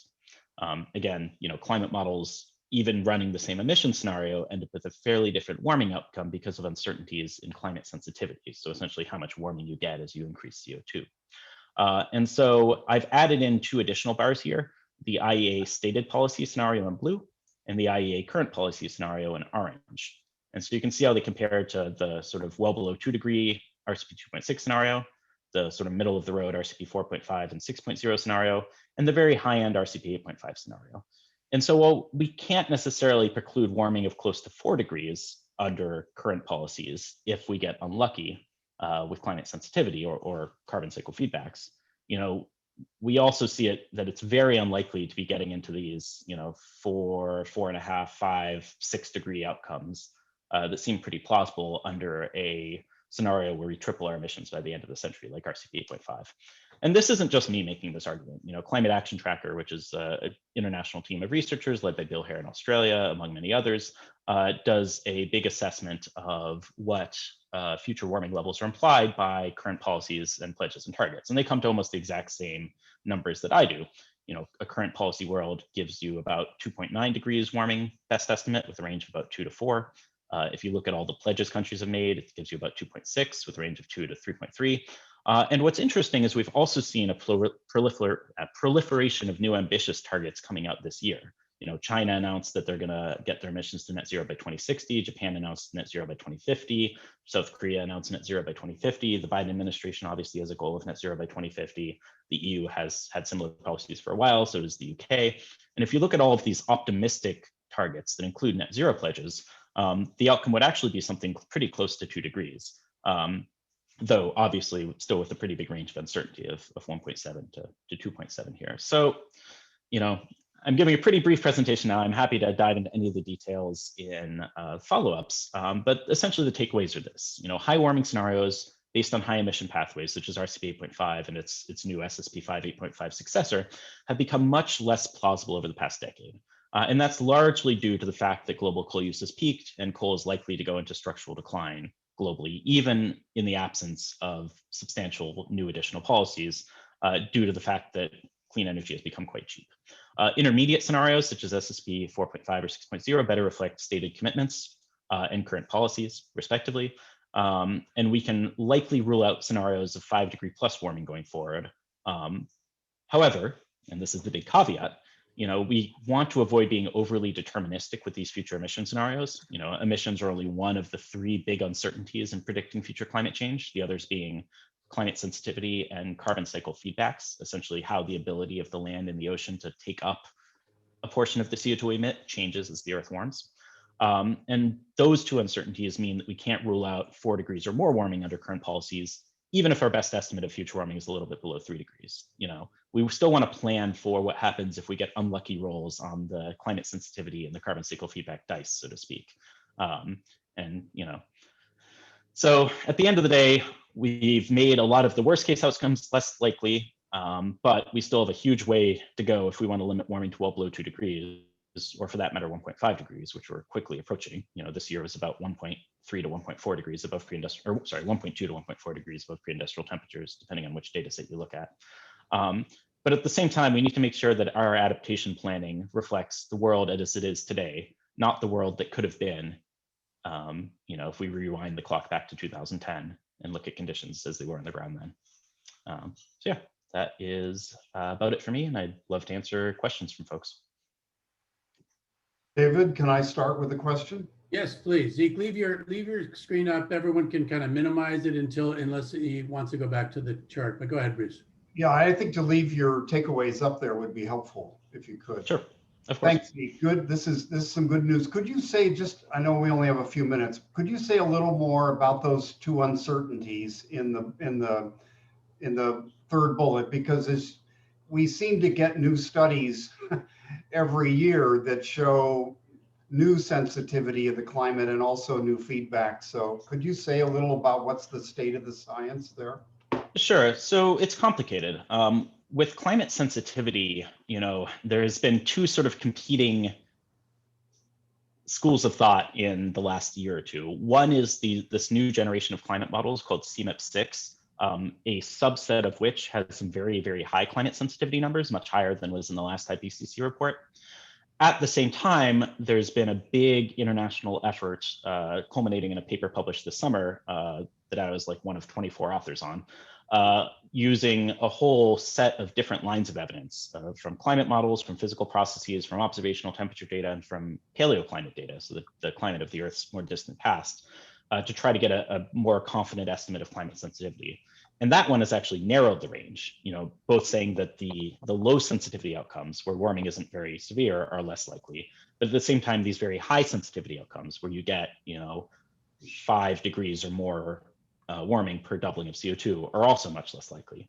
And I think that latter research is winning out, at least, is going to be reflected in the upcoming IPCC report, which is likely, nothing's final yet, but is likely to narrow the range of climate sensitivity, both on the low end and the high end compared to the previous IPCC report. But, again, we can't fully rule out some of these very high sensitivity models, even if we can, point out that they don't necessarily do a very good job of reproducing observed temperatures over the last few decades. They tend to show a bit too much warming. The other big uncertainty I mentioned is carbon cycle feedbacks. And there, it's a little bit more complicated. Essentially, all of the climate model estimates that you tend to see from the IPCC and from others in the literature and all the downscaled climate model data you're working with doesn't include any uncertainty in carbon cycle feedbacks. And the reason why is that the IPCC ends up being a bit of a lowest common denominator type effort for climate modeling. About half of the climate models that they use are not Earth system models. They're just sort of atmospheric ocean coupled models, which means they don't include a carbon cycle. They don't have biogeochemistry, and which also means they can't take emissions and turn them into concentrations and then warming. They can just take concentrations and turn that into warming. And so to get around this, when they run these big climate model experiments, the CMIP models, they give all the models the same set of concentrations and future radiative forcings and tell them to run using those. They can compare the results. That set of concentrations itself is based on a single best estimate of carbon cycle feedbacks, but it doesn't include the big uncertainties that we see in carbon cycle models. And so there's a whole nother set of uncertainties that aren't included in these common warming ranges associated with uncertainties in carbon cycle feedbacks. And so, you could have another half a degree or so of warming or more in the very high emission scenarios, or, a bit less warming, depending on if the uncertainty in the carbon cycle feedback is higher or lower than the single best estimate we use today. Thank you. That was probably a little technical, but. That was a little technical, but it's all right. There's more food for thought. I don't see any hands raised in the Zoom. Does anyone have a question? There's some questions in the chat. Are there? Jameson, did you get your question answered? I did not. Thanks so much for your presentation. It's encouraging to see that 8.5 is quite unlikely.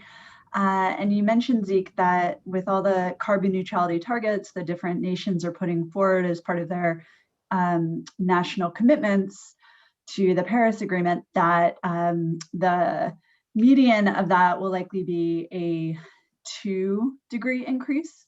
And I'm curious from your perspective then what it would take for us to limit the temperature increase to 1.5. Is that where massive removal of carbon from the atmosphere is important? What actions would be needed in addition to the carbon neutrality targets? Yeah, so there are still a lot of countries, big countries, that don't have carbon neutrality targets.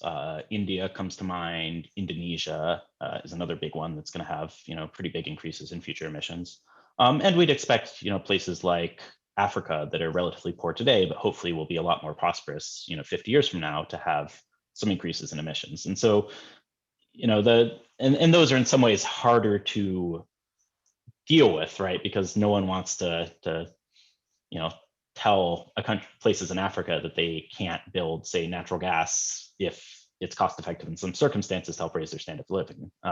Even if there are a lot of people advocating for more renewables there as well.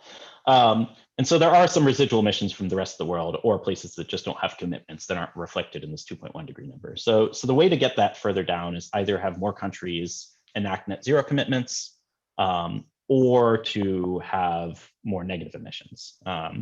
And broadly, when we look at the emissions pathways needed to get the world to 1.5 degrees, you end up either having two options. One is to get all global emissions to zero by 2040 or so, which is a pretty big lift given that we're at 2020 today, and we're not just talking about the power sector, we're talking about every country on Earth and all sectors of the economy and aviation and everything else to zero by 2040. The other option is to do it more gradually, getting the world to net zero somewhere in the 2050s.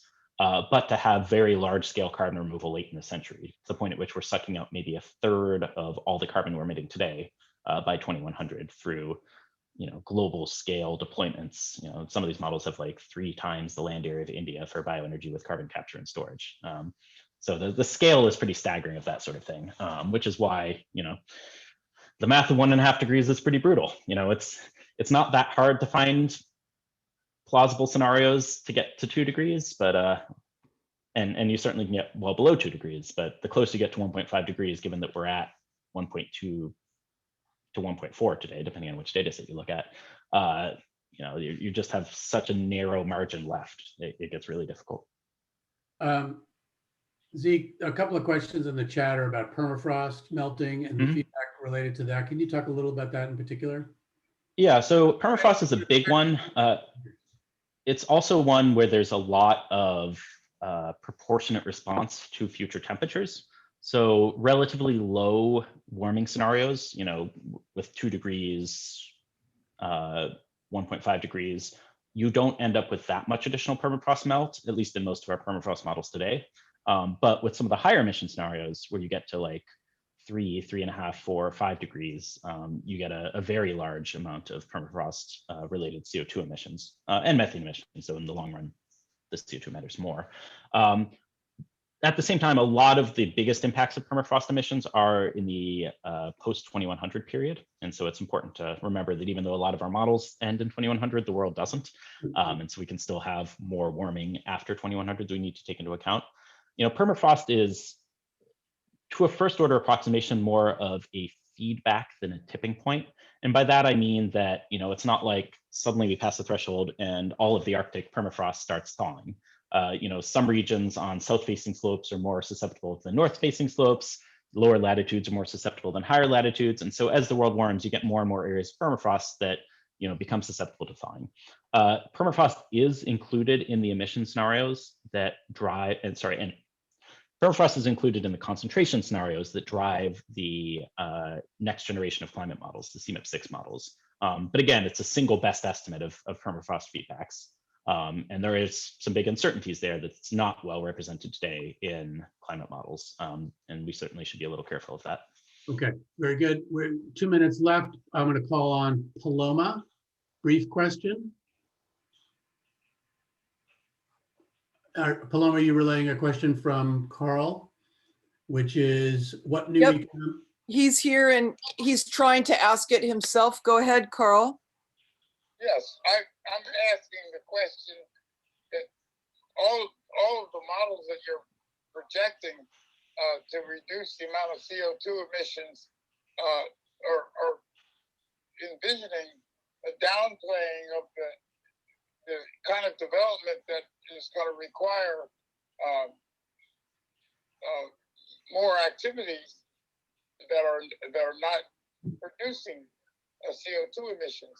And what I want to ask is, from the perspective of disadvantaged communities, where should we be concentrating our efforts to really expand our role in the economic development of the community as a whole, while at the same time reducing the climate impacts?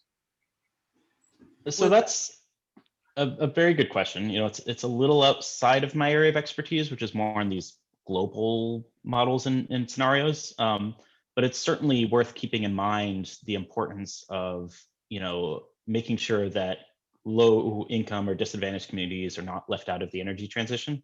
That includes making sure that our policies don't just sort of subsidize from the top down. We're not just paying for electric cars and solar panels for rich people, but targeting more resources toward low-income communities. I know Gavin Newsom just recently signed some stuff around electric vehicles in California to that end. It means, you know, being very careful about what communities and what groups are going to lose as we transition our economy away from fossil fuels. For example, the Navajo Nation is one of the biggest coal producers and generators in the US.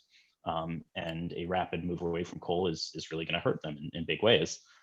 Similarly, a lot of other Native American communities derive a lot of the resources or a lot of their revenue from resource production on their lands. And so making sure that we emphasize a just transition, that we give, you know, the resources to communities that they need to move away from fossil fuel industries as we clean up our economy and decarbonize it. I'd also like, if I have a moment, to answer Caroline's question, because that was a really good one. So I'd say using RCP 8.5 through 2050 is not nearly as problematic as through 2100, because the bigger differences are in the out years, though even by 2050, you still end up with some pretty big gaps between these sort of likely emission scenarios in RCP 8.5. But because of lags in the climate system, I suspect you're not going to have as big differences in warming outcomes by 2050 between, say, RCP 8.5 and RCP 6, or for that matter, RCP 4.5. You know, certainly that delta grows over time. I still think RCP 4.5 is probably a more likely candidate even through 2050. But you know, I've had a lot of back and forth with the folks at Woods Hole on this issue in proceedings of the National Academy of Sciences. And so I'd recommend folks read their article, our response to their article, their response to our response, et cetera, to go into some of the details about near-term plausibility of RCP 8.5 and how to treat it sort of in the next few decades. Okay. That was great. I'm sorry I have to cut it off. Dan, particularly, you have your hand raised. Throw a question at me, or I'll connect you to Zeke directly. Zeke, I really appreciate this. We really appreciate this. It's very interesting and provocative conversation. We're going to get into these issues in a lot more detail with a 1 hour to possibly 1.5 hour webinar.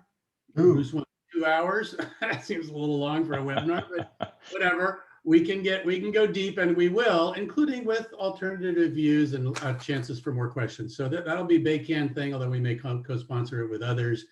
I think this is important work that we need to think about, and our sensitivity to it individually is dependent, again, also on context. So thank you, Zeke, for making time. Appreciate it. No worries. Happy to be here. Next item is, where am I? Bruce, right? Input exercise, regional planning. Great.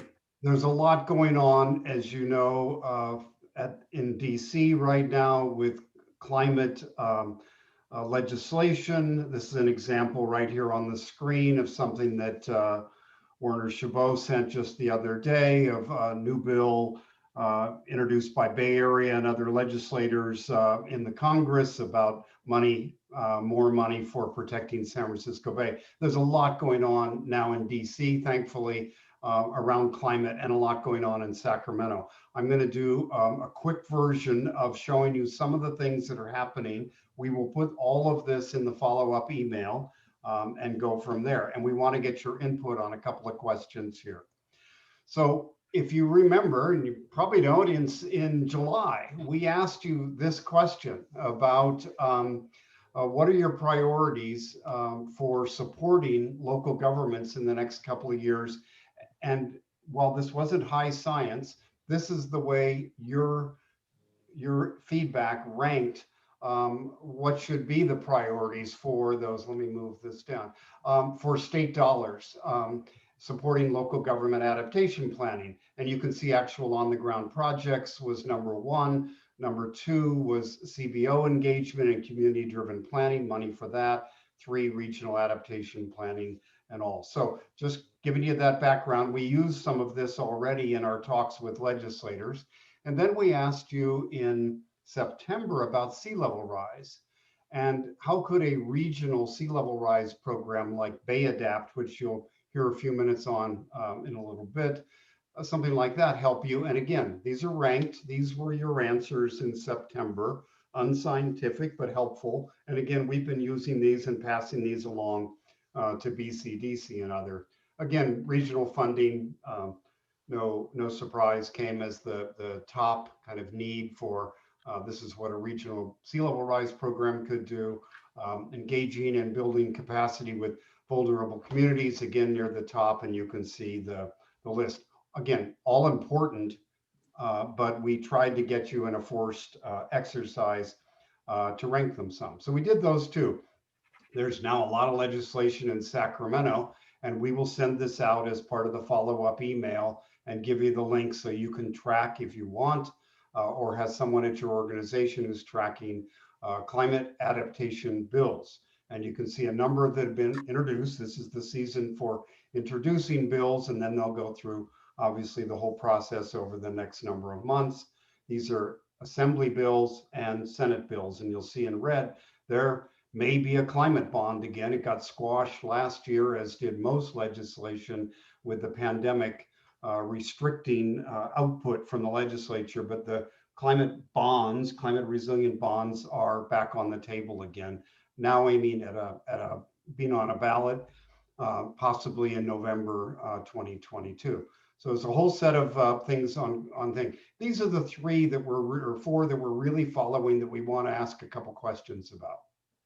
2621 is being put together by Mullen of San Diego, or excuse me, San Mateo, and it creates basically or calls for regional adaptation networks to develop regional adaptation plans to go along with local planning. And also the bill, as we've seen it in draft form, calls for Office of Planning Research to set some guidelines for how to support local planning with money and climate services and other things.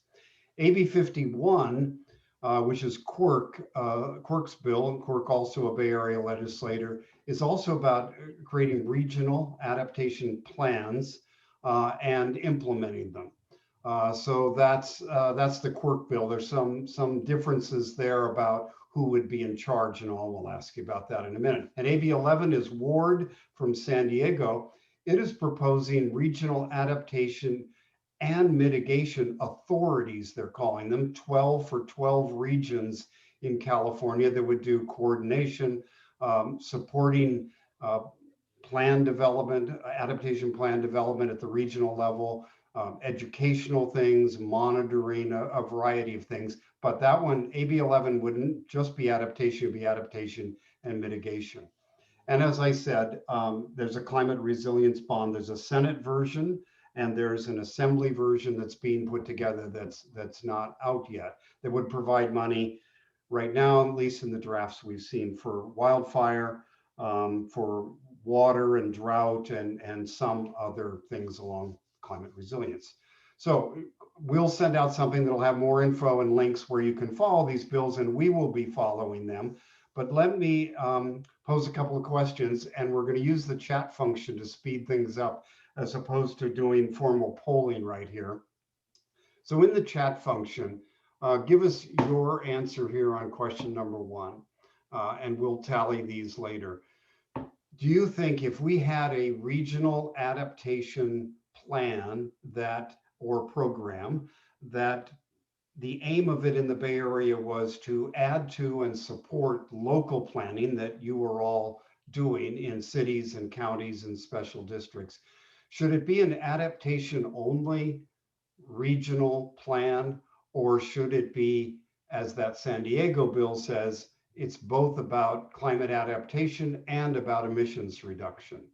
They're proposing creating an authority or a regional approach that would do both. So in the chat function, just tell us, would you keep to adaptation only, which is what 2621 and AB 51 do, or would you combine adaptation and mitigation in kind of one regional program? So just give us your sense on that. The second one is 2621 and AB 51 both focus most of their attention, not all, on regional plans, on creating a regional adaptation plan that would tie together local plans that are being done, that would look at things that span across jurisdictions, as we know, like with sea level rise, it doesn't stop at a city or county border. They aren't really defined yet, so I can't tell you much more, but the idea is a regional plan that would help our region move forward on sea level rise, but also on heat and wildfire and drought and others. Or the other is, and AB 11 does this more, and 2621 has some in on this, where it focuses more on support and coordination and all, a regional program that would do more of that, and maybe less emphasis on a plan. So rough question here, wave your magic wand. Do you think a regional plan is the most, would be the most helpful kind of thing for moving forward in the Bay Area on these impacts? Or do you think a program, support, coordination? Obviously, it looks like with this legislation, we're probably going to end up with both, but we want to get a little sense from you as to, if you had to pick one, put it in the chat function and tell us why a little bit. And then third, if we have a regional adaptation plan here, if one of these bills passes or gets pushed along, which we think is going to happen this year, who would you put in charge of that kind of thing? And I'm not giving you a multiple choice here because that'll kind of bias it in a way, but think about who's in the region. We have BCDC, we have ABAG, we have MTC, we have cities and counties and special districts, some of which are sub-regional or regional. Would you create a new agency? This is going to be a big debate in the legislature as these bills go forward, calling for a regional plan or a regional program. Who runs that kind of thing? So just give us your ideas there. Some of us are working with legislators. We have been for the last few weeks, and we will be in the coming months. And so your answers in the chat box here will be helpful to us. So I think, yeah, that's do that while we're doing the next item as well. I'm trying to get us back on time, so I think I've done that, David. Yeah, we're in good shape on time. Yeah. So questions to inform their answers on the chat. Are there questions? Bruce, on number 3, yeah, should be in charge of developing a regional adaptation plan. Say more about what that means. In charge could be, you could running the show. In charge could be, go ahead. Obviously, and this is true in all 3 of those bills right now, that it's a collaborative effort to develop a plan or a program, both. That they're not trying to say it's somebody from the top down saying, okay, this is what you're all going to do on sea level rise, or this is what you're all going to do on wildfire, but that it's going to be a collaboration of cities, counties, regional agencies, community-based organizations, NGOs, all of that. But the someone is going to be given the charge to develop this plan and take it to, say, if it's to the Office of Planning and Research to get it approved in Sacramento, or Strategic Growth Council. There's going to be somebody that's going to be in charge. And look, that could be a new agency that you could put together. You could use an existing agency. You could attach it to Plan Bay Area. We're not much of a region here. We're a collection of tribes, basically. for good and for bad. So there aren't a lot of regional structures, but this is looking at who would you have as the leader of that would put all the collaborative groups together. So that could be who's in charge, and also a separate question could be governance, which someone raised about in the chat is about governance, but it's hard to get into detail in the simple Q&A we're doing here.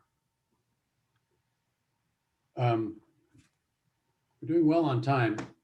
So there will be, we have some more things to talk about, David, in the news and announcements. So maybe we can continue this one in the chat box. This is something that we are going to be developing, and ARCA is working on this, and there are other parties working on this, both in the Bay Area and elsewhere.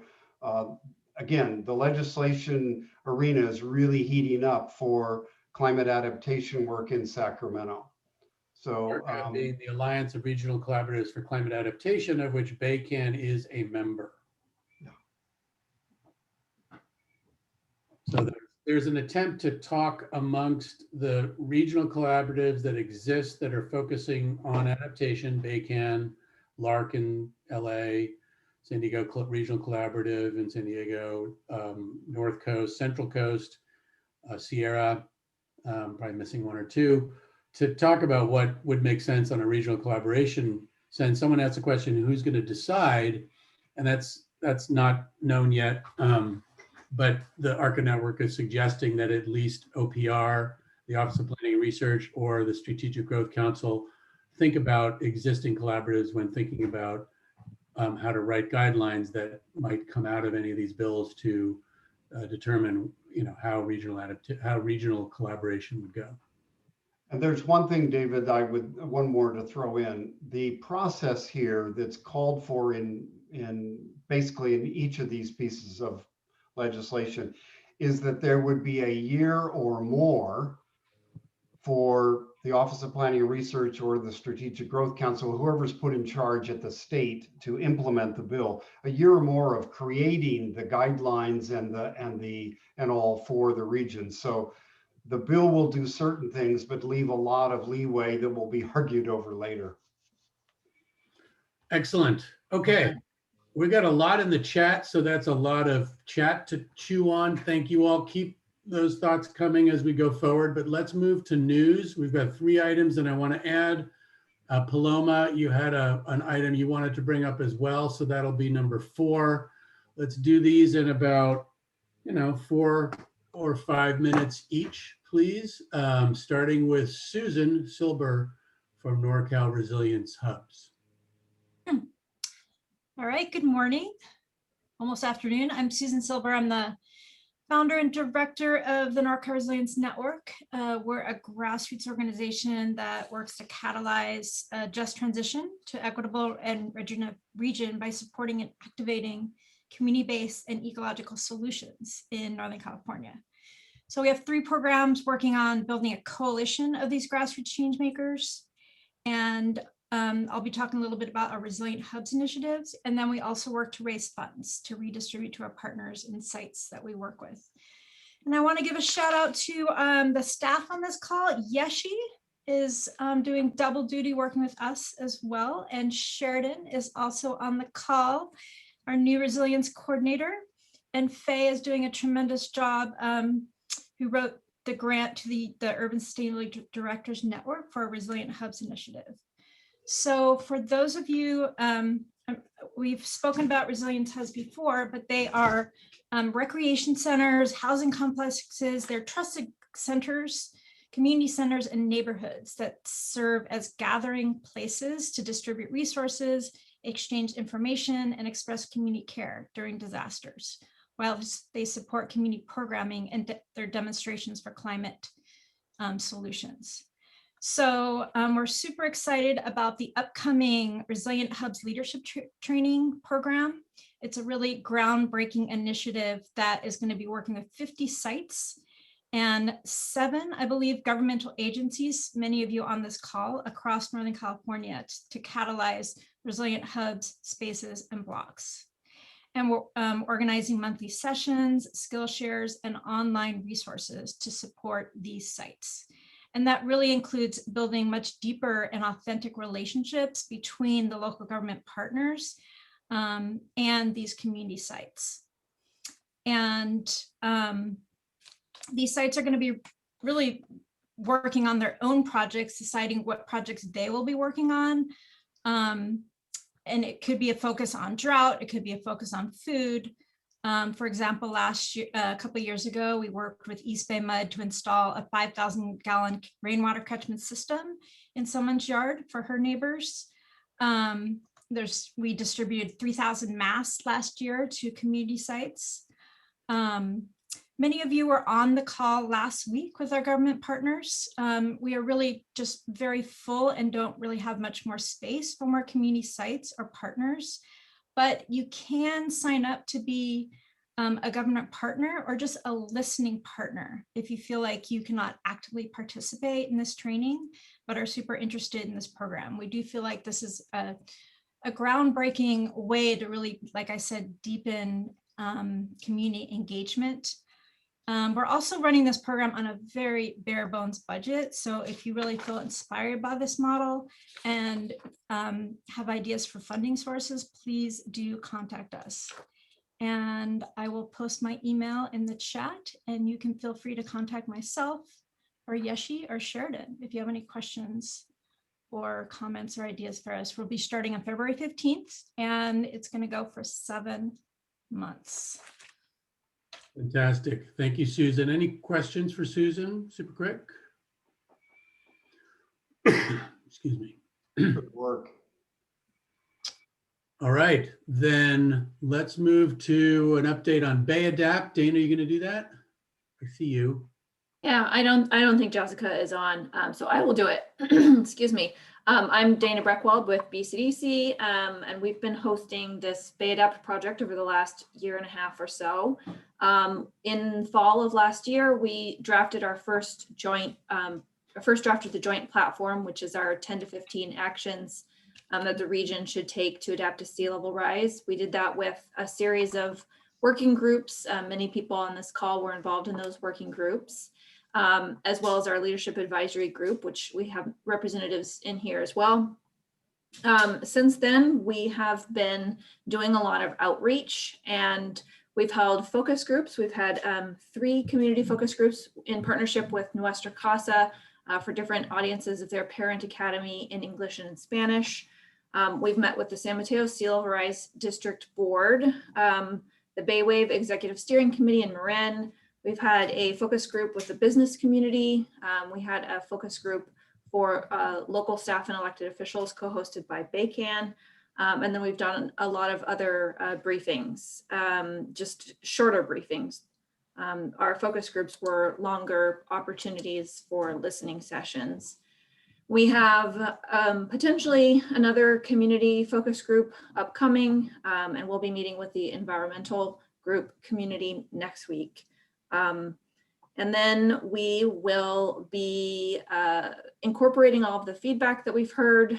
We also have a joint platform subcommittee that is meeting to help us refine the organization and make sure that the content is more accessible and organized well. Once all of that is incorporated, we'll have another public forum and a public comment period before taking it back to our leadership advisory group and asking them to incorporate it or to adopt it, sorry. And I will also mention that we have an equity caucus that has been meeting with a third-party entity. Oh, here's Jessica. To help us understand how we can better improve the process as well as the outcomes from an equity perspective. So Jessica, I know I don't want to make you jump in with you just joining the call, but I just gave an overview of what we've been up to. And if you have anything to add, go ahead. I'm sure you said it perfectly, Dana. You did. Great. Any questions about BayAdapt from anyone? When will the comment period be approximately? Lonnie, go ahead. Good question. Maybe I'll look to Jessica for this. I'm assuming it'll be around March or April. And if you go to the Bay Adapt website, you can sign up to be on our mailing list and you'll get alerted when all of this is going to be starting and also when we will be holding our next public forum.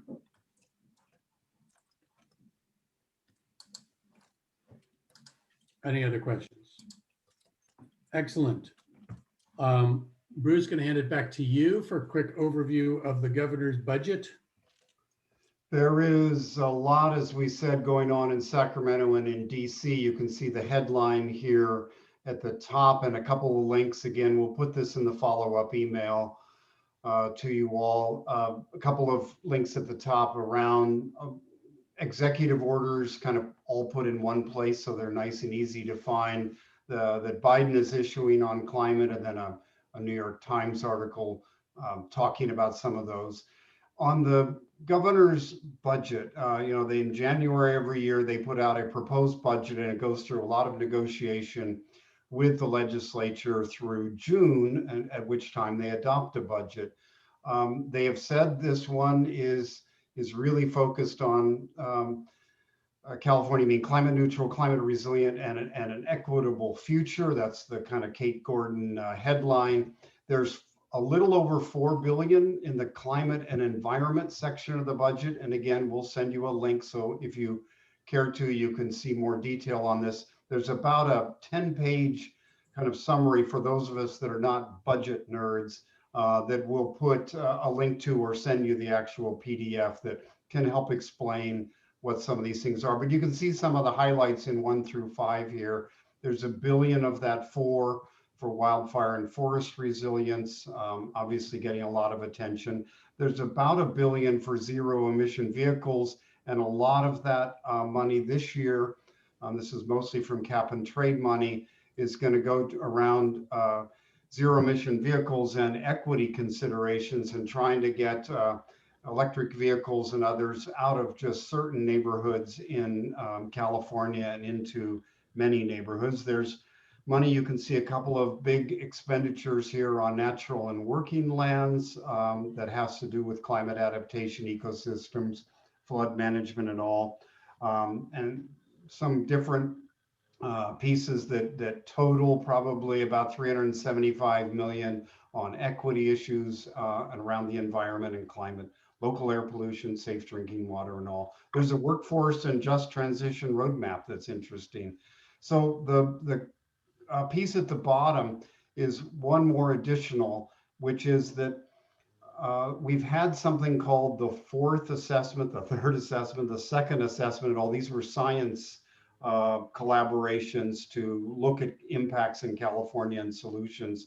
They didn't put money in the budget for it, but they're looking to the legislature to say they want to do that, and the legislature is going to introduce bills on it. So there will be a fifth assessment of kind of the science of climate change in California, and particularly around climate impacts. And they are pledging that this time there will be a lot more co-production. So it won't just be scientists or academics working on this, but a variety of stakeholders as this kind of research should be done. That is all on the budget.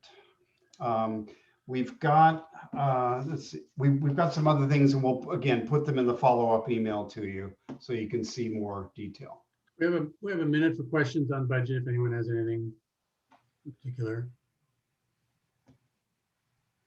Hearing none. David, I put one in the chat, but I'll repeat it here. This is Jack Leapster. So it talks about natural areas and ecosystem restoration, but the word adaptation doesn't really appear anywhere in that summary. Is that just a matter of terminology, or is that a matter of adaptation not really being a priority? I give two answers to that. One is that, yes, it's a priority. They're using the word resilience more in Sacramento now, and they're actually calling resilience now both the adaptation work that we're focused on and the reducing emissions work, that creating a resilient California. I mean, it's kind of about Kate's quote here, the climate neutral, climate resilient, and equitable, all three. So it's a little bit terminology. You might remember, if you're a real budget nerd like we are, last year there were proposals from the governor before the pandemic hit for regional coordinators on adaptation funded by the state, a much bigger science program, a set of things that we've been asking for a while, a kind of climate services, and none of that is in this year's budget. So you might argue that there's less of a focus on adaptation, but they're putting their money on things like wildfire and all that are politically and humanly such big issues right now.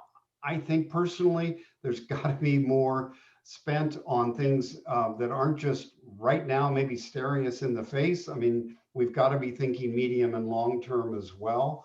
But there's a lot of focus right now on wildfire. All right. I would conclude this item by just saying that if you have thoughts or questions or want to participate in engaging on legislation, the bond, or the budget, please, contact Bruce. BayCAN is involved in this stuff. We're doing collaboration statewide with our colleague collaboratives. And of course, at the local level, that's where the lobbying will make a difference. So BayCAN doesn't really lobby per se.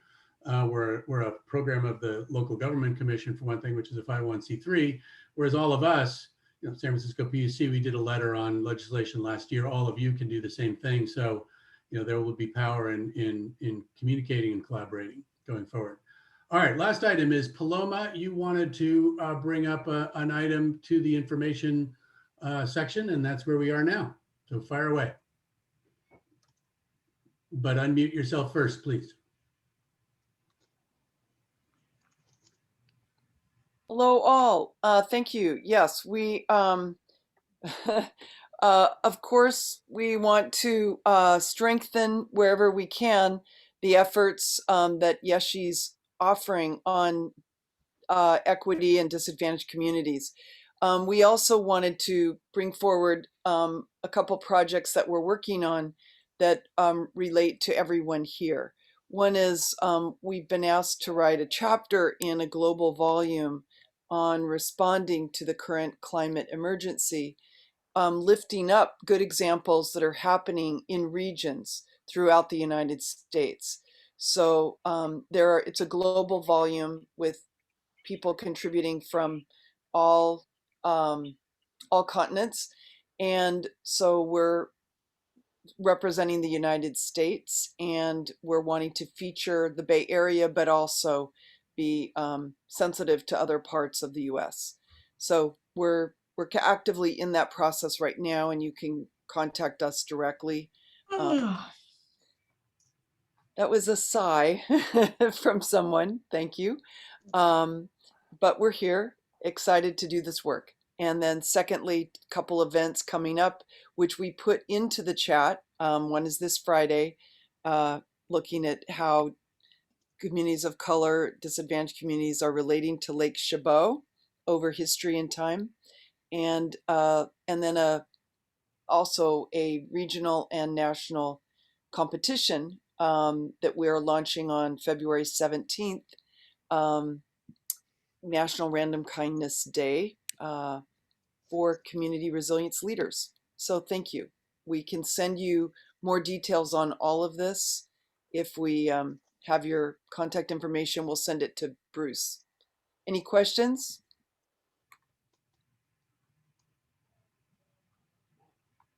Well, is there a place you can find all this online? We have a newsletter we can send out to you. We're in the process of getting it up on Facebook. The easiest way for us to get you the best information is if you send us your contact info, and we'll send you details.